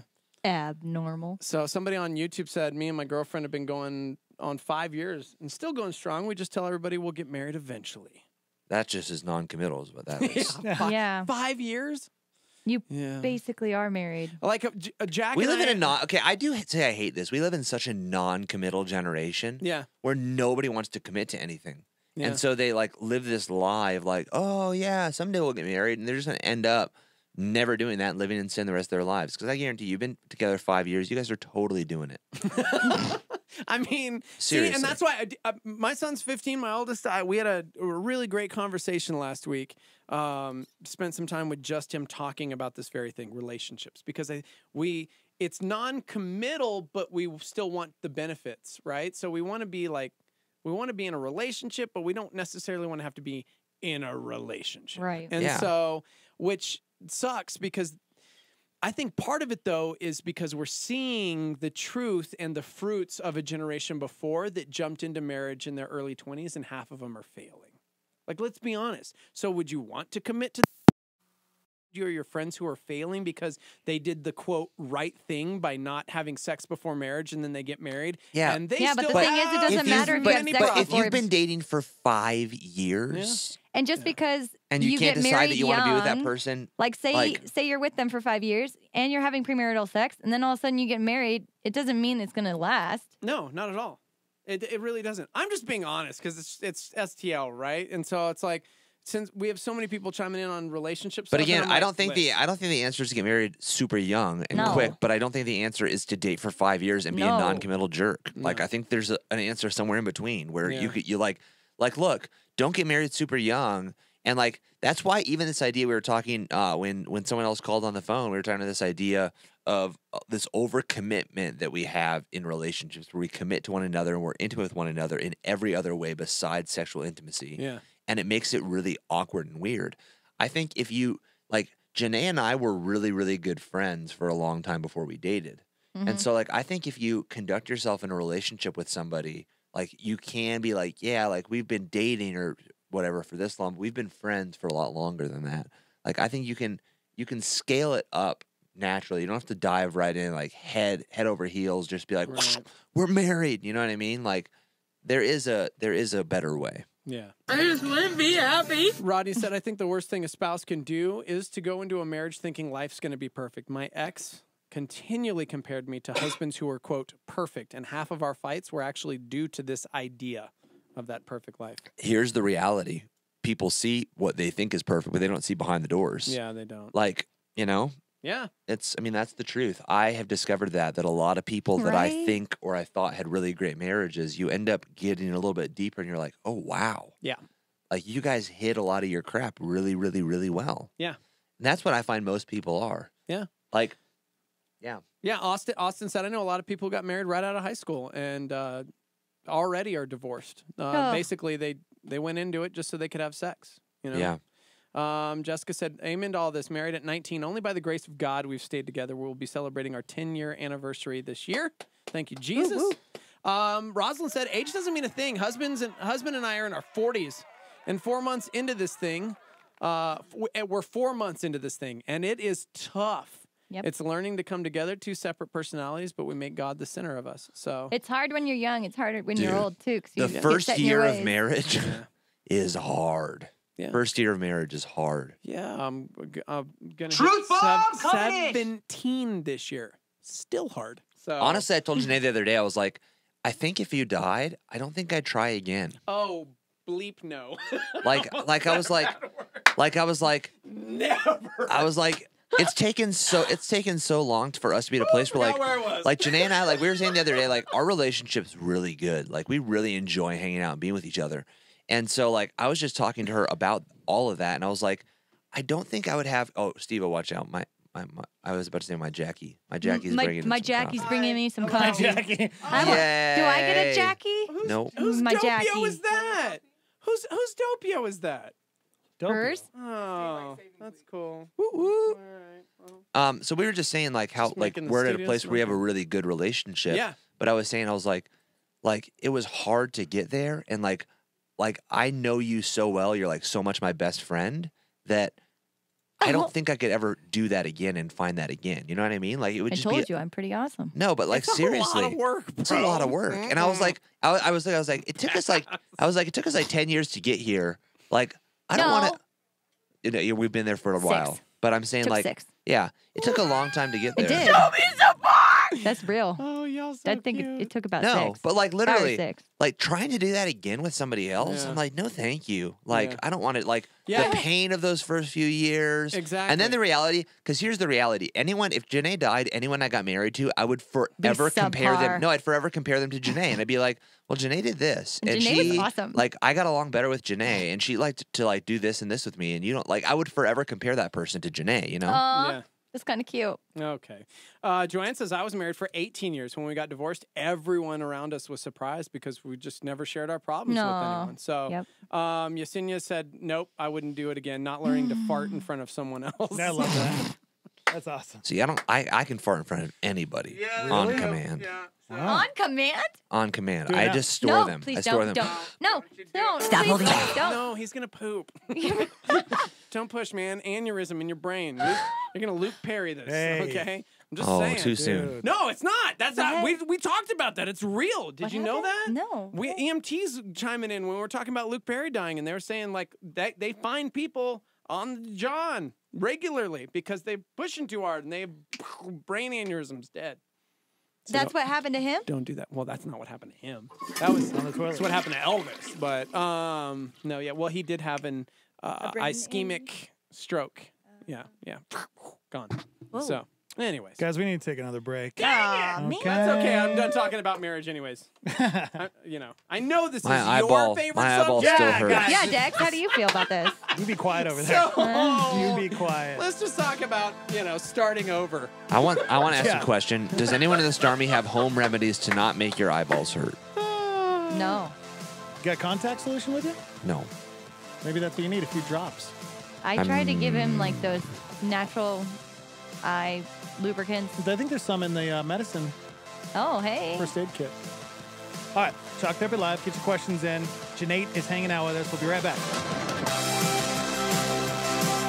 Here's Chris Hodges with a challenge to live a reproducing spiritual life. Some people say, I don't know. I've heard that God's kind of already got all this played out. And that, by the way, in my opinion, and I'll prove it to you biblically, that's doctrinal error. That's doctrinal error. To say that God has written a script and he kind of picked people to go to heaven and he picked a bunch to go to hell and he picked a lot of good things to happen and he picked all the rapes and the bad things to happen. No, he didn't. No, he didn't. God is sovereign. He knows what's going on. But he has left it up to us, and that's why the Bible says that the Lord is not slow in his return. He said, I'm coming back one day. That's my promise. I'm coming back one day. But the reason why I'm not coming back is I am patient, not wanting anyone to perish. But, say this next word out loud, every voice, but. Okay, that was pretty good. Let's just do it a little bit better. But, yeah, everyone to come to repent. I don't want anyone to not get saved. The only reason I haven't come back yet is in the hopes that somebody else might respond. That's Chris Hodges and a Star 88 PowerPoint.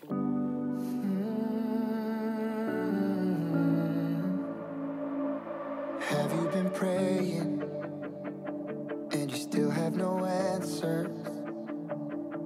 Have you been pouring out your heart for so many years?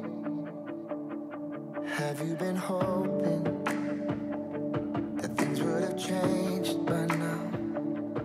Have you cried all the faith you have through so many tears?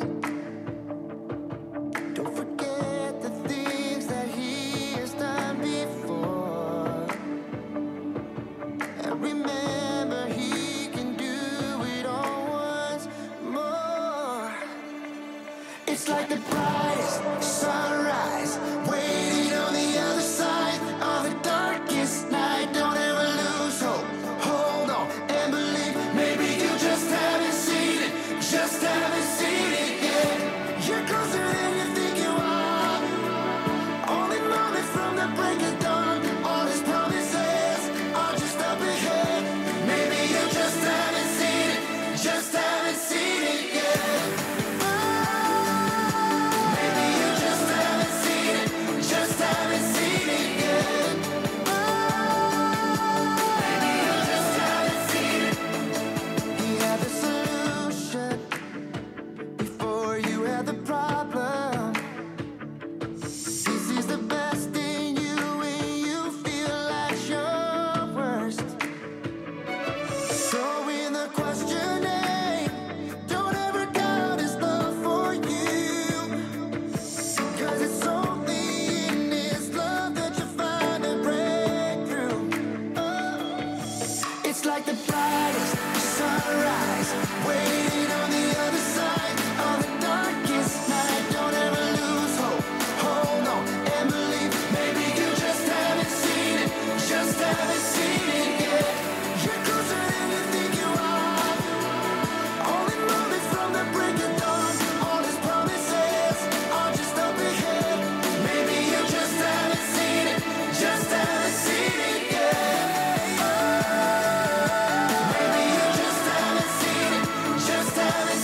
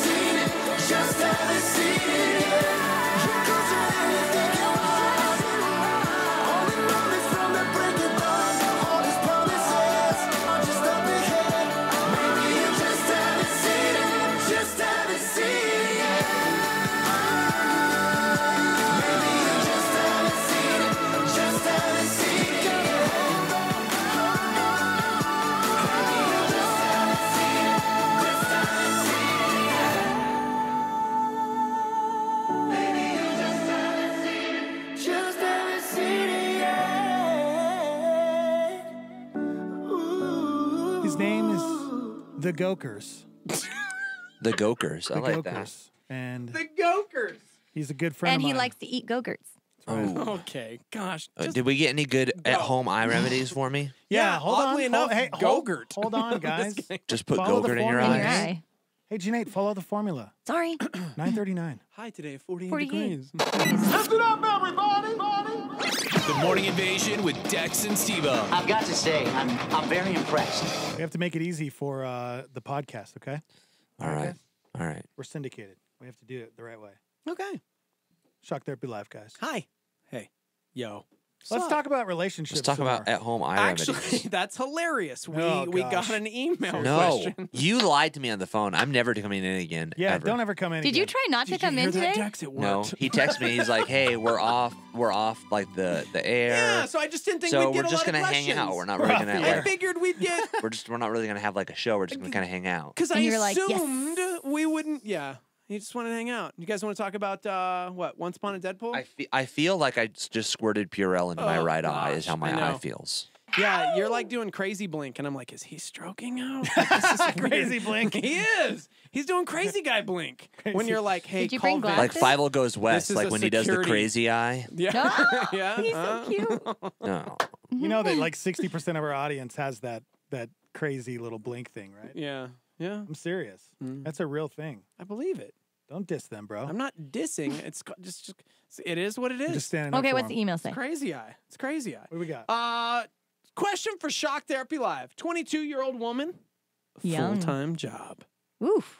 I'm wanting to get more involved and meet some people, Oh boy. but I don't know where to meet people or how to make new friends. I don't drink. I don't go out to bars, so that's out of the question on meeting people. Are there any places I can get involved to meet people and make some new friends? Your guidance is much appreciated. Yeah, ministry. church, just like Yeah. Just find Missions trip. All the Connect dudes, group. all the dudes there, none of them wolf in sheep's clothing. They're all really Oh, No, good I dudes. didn't. You She should- didn't say she was looking for a man. she didn't said say she's looking wanted for some dudes. friends. She Hey, wants you know friends. what? Touche. Yeah, back off. Yeah, you pervert. Yeah. She didn't want even jumper bones. You're a She just- predator. She just wanted some friends. You're a predator. Stop it. She's 22. One, I would invite her to She Lives. We have one coming up April 13th, Saturday, in Sopo at 11 a.m. So that's What is kind that? of directed. What does that? What does She that mean? Lives. She lives. She Lives is a young, youthful ministry It's for a double young women. entendre, okay? Nate. How is it a double entendre? Because I don't know. she ministries, she lives. Mm-hmm. I don't think that the double entendre is to play on words. Yeah, Yeah, no. It's not a double entendre. No, No. double entendre would be like, never So we mind. got that. We got women's ministry on Tuesdays. We got church. We got connect group, life track. Lives. There's so many things you could do. Well, that's just here. That's bad. Okay, Just say it, go to dude. your church, man. Yeah, We're online. We're not We're on on- FM. Join a Just say it. small group. yeah. There's plenty of places you can meet people. Grocery Yeah. store. No. Mm-mm. Friends. Friendster.com. Is that still around? Friendster. You were never on Friendster? That is a thing. I thought you made that up. Yeah, I totally sure? thought you made that up too. That's a real thing. Yeah, Okay. I remember. It's like Facebook only. For friends, like just swipe right. Like I don't want to be that person's friend. I'll be that person's friend. Maybe. Yeah. Maybe I See, just made that we're up. not in this scene because, we don't have to deal with it because people are still chiming in on like the dating scene and everything right now and how horrible it is no matter what your age is. So But that's not what she was asking. I about. know. She just wants to meet people. Go to Thaw. Dex, how do you meet people? What? Really? I go to Thaw. It's make friends nearby on Thaw. See, stuff like that's creepy to me. I No, honestly I- think yeah, that's part of the problem is we're so connected on our phones Exactly. that we're actually disconnected. Yeah, we have Yes. this So we don't Facebook know how to generation talk. Yeah. where like Yep. the average Facebook user has 314 friends or something, and is connected to over 8 community pages. But it's like if that community And then was you ask them authentic. how many friends they have, and it's really Yeah. like no, one. but if that community was authentic and real, we wouldn't have such soaring things like depression and suicide. Depression has gone up drastically. Suicide and loneliness has gone up drastically over the past few decades. Yeah. And so it's obviously not working. Yeah, no, seriously. People are losing that connectivity. They really are. Ugh. And then isolation and all of the above. All of the above. Anyways. Okay, good answer. Yeah, good job, guys. Hey, out of questions. For now. Why are you so mad, bro? Because my eye hurts. I know, it does hurt. Janae, how are you?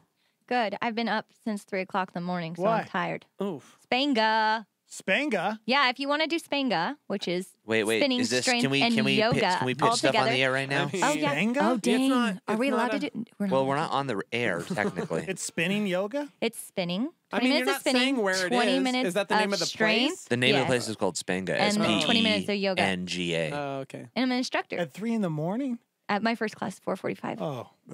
And then I had one at 6:30. And then Wait. one at 7:30. Yeah. Oh, you're Wait, an instructor? Your first I'm an class is at instructor. what time? 4:45. Dude, we should go do that. Yeah. You could do it. It's really and fun. say, Serious. Come No, and it's- sign so up it's 20 under my minutes. name because then They I do- get commission. So they do. Not So they do. paying. They do I'm 20 never gonna minutes. They do pay. 20 minutes of spin. You do get 3 days free. 3 days free, but they do 20 minutes of spin, then 20 minutes of strength, and then 20 minutes of yoga. So it's So an when you're hour. doing strength, you're in your Oh, prime wait, heart rate wait. position. So Gosh, we that wouldn't be sounds done intense. until like the show's almost starting. We couldn't do that. We're supposed to be here at like 5. So. Oh, fine. Yeah.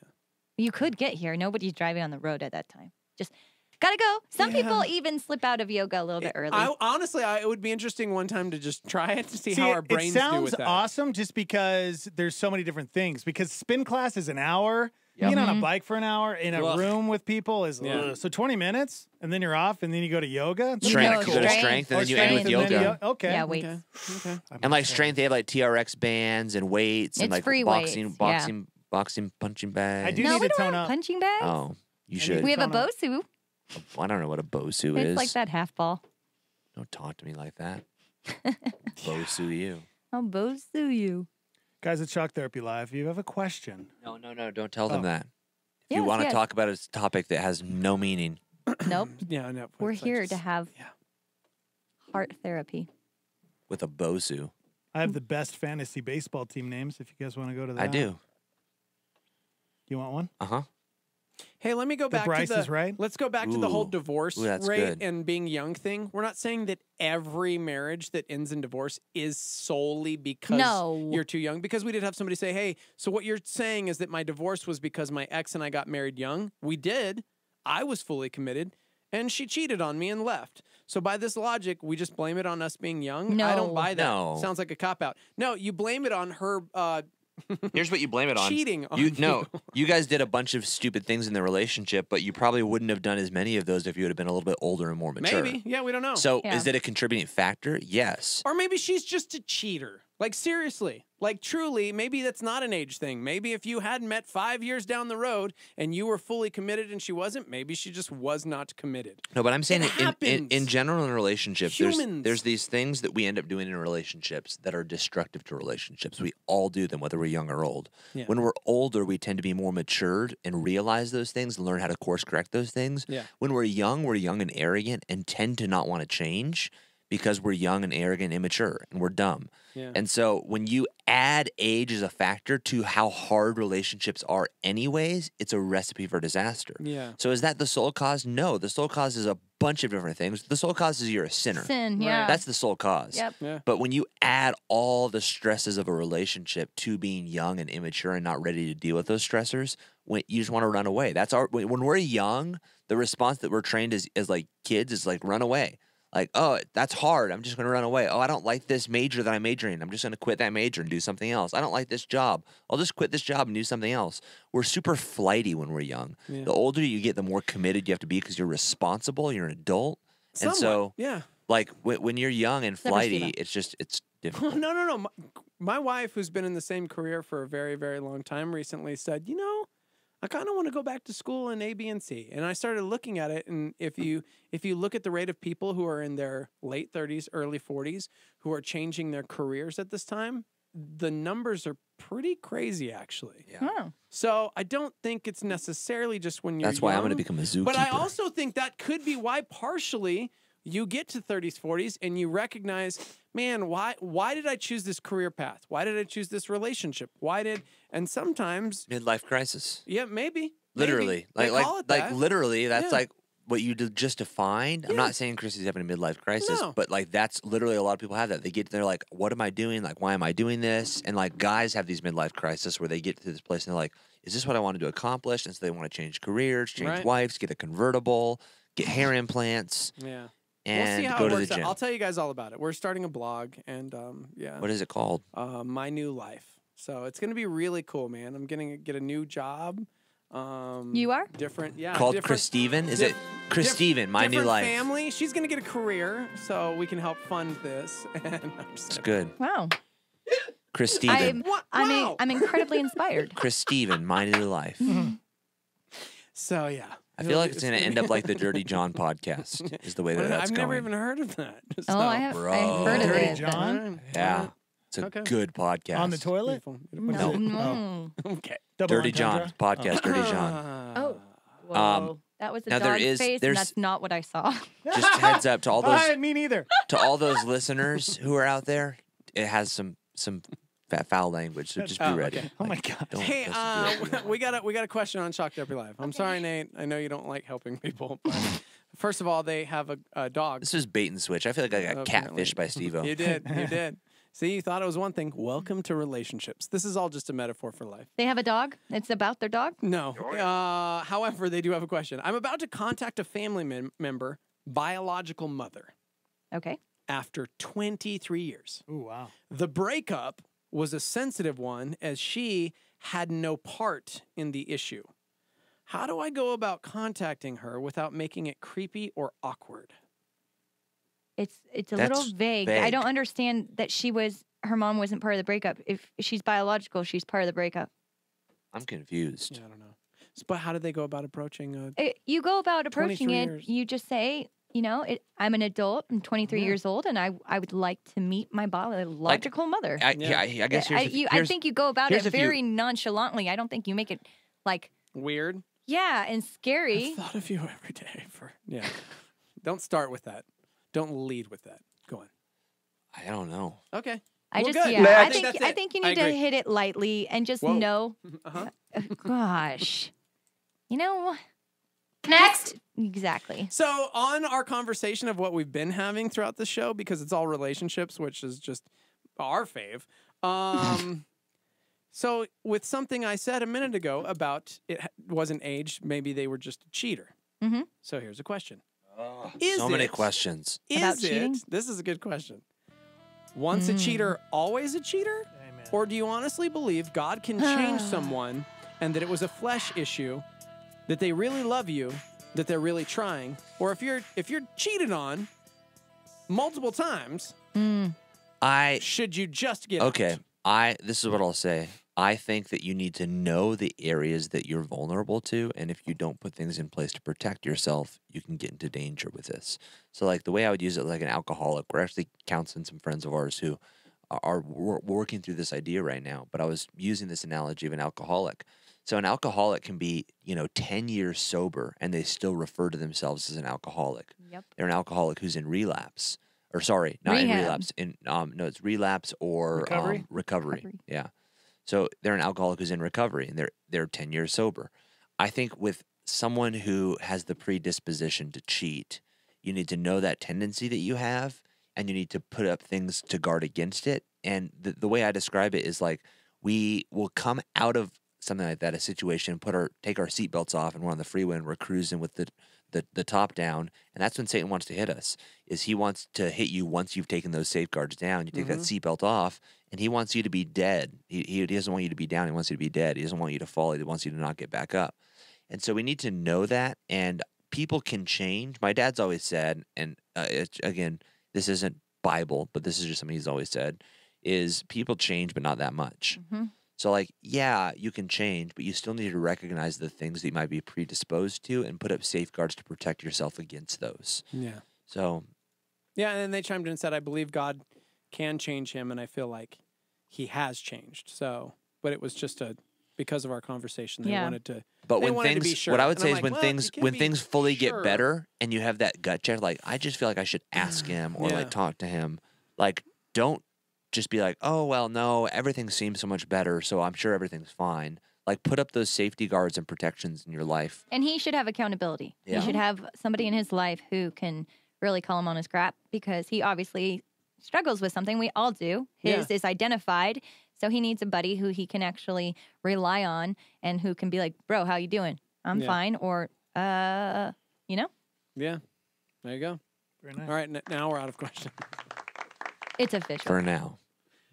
in 1 minute before the show. The classic Steve-O thing is, we've got one more question. And I'm like, bro, we've got like 2 minutes to show up. You're like, I'll go really quick. Nate, what do you think of Cinder Garden Cop for a fantasy baseball team name? Cinder Yeah, Garden? Noah Syndergaard? Noah Syndergaard, right. Cinder got it. Garden Cop? Cinder Garden Cop. No? I like that. Give me one with Mike Trout. Ooh, Trouty. Come on, Steve-O, bro. that's all you, dude. What? Go ahead. But no, you're the one with the little That list. should be like the easiest one ever because know, literally right? his last name's Trout. I like the Bryce is right. Bryce Harper. That's a good one. Oh, that is good. Okay. Who's your Vladdy? That's a Who's good your one. Vladdy? I like that. There you go. Vladdy. What about just fishing for trout? There. I mean, it's literally super easy, but I mean, come on. Lindor Truffles? Mm-hmm. No? Honey Nut Cheerin. Otani, I'm home. Otani, I'm home. That's good, honey. That's really good. Wow. See, Shohei Otani, who plays for the Angels, Shohei number Ohtani. 17.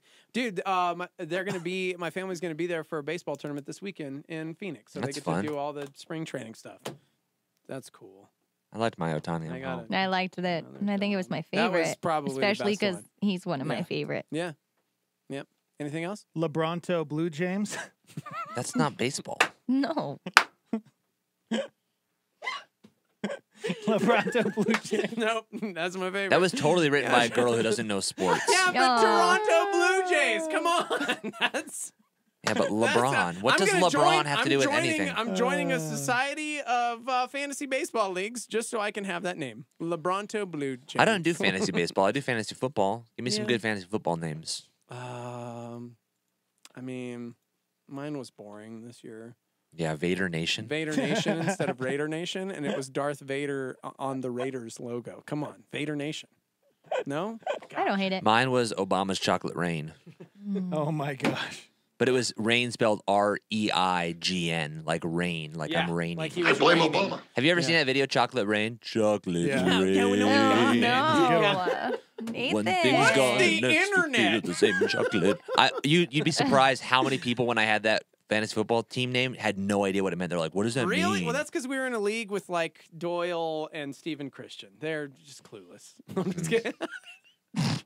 I'm just You were in mad that 'cause league? Doyle Chocolate beat me to go to the Super Bowl. So, who won that? Did you win or did Ryan win? Who won? I don't remember. Okay, you were in the Super Bowl, you jerk. You don't remember? To be fair, technically Nate that- wasn't in the Super Bowl. To be fair, that team was an Siri auto-drafted was in team. the Super Bowl. I missed the draft, and that was an auto-drafted so team. mad at him. Gosh. Now I like dropped half the players and took people from that were on free agency, but still. Oh man. Guys, we're done. Yeah. Yep. Yep.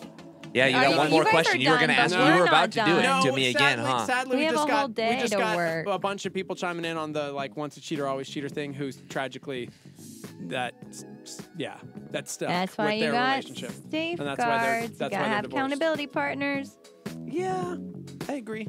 I agree to an extent. I feel like 'Cause you I guys do think the really like person New Mexico has United. to want to Oh, change. absolutely. Because They have to you want. can- They have to you desire can try it. and force all the safeguards you no, want. no, it's but not. That person has to choose. Yeah. the Hey, how was safeguards, the not first? you. How was the first United game? Yeah. I mean, we've already talked about it. Sold out. I've never, minus the World Series, never experienced a sporting event like that. Wow. Any sport in my life. Yeah. All right, Sinead. Goodbye. All right. Goodbye, Starman. Was it? That's all we got. Jesus. We're done. There ain't no more. No, we're done. Time is tight. It's the end of the show.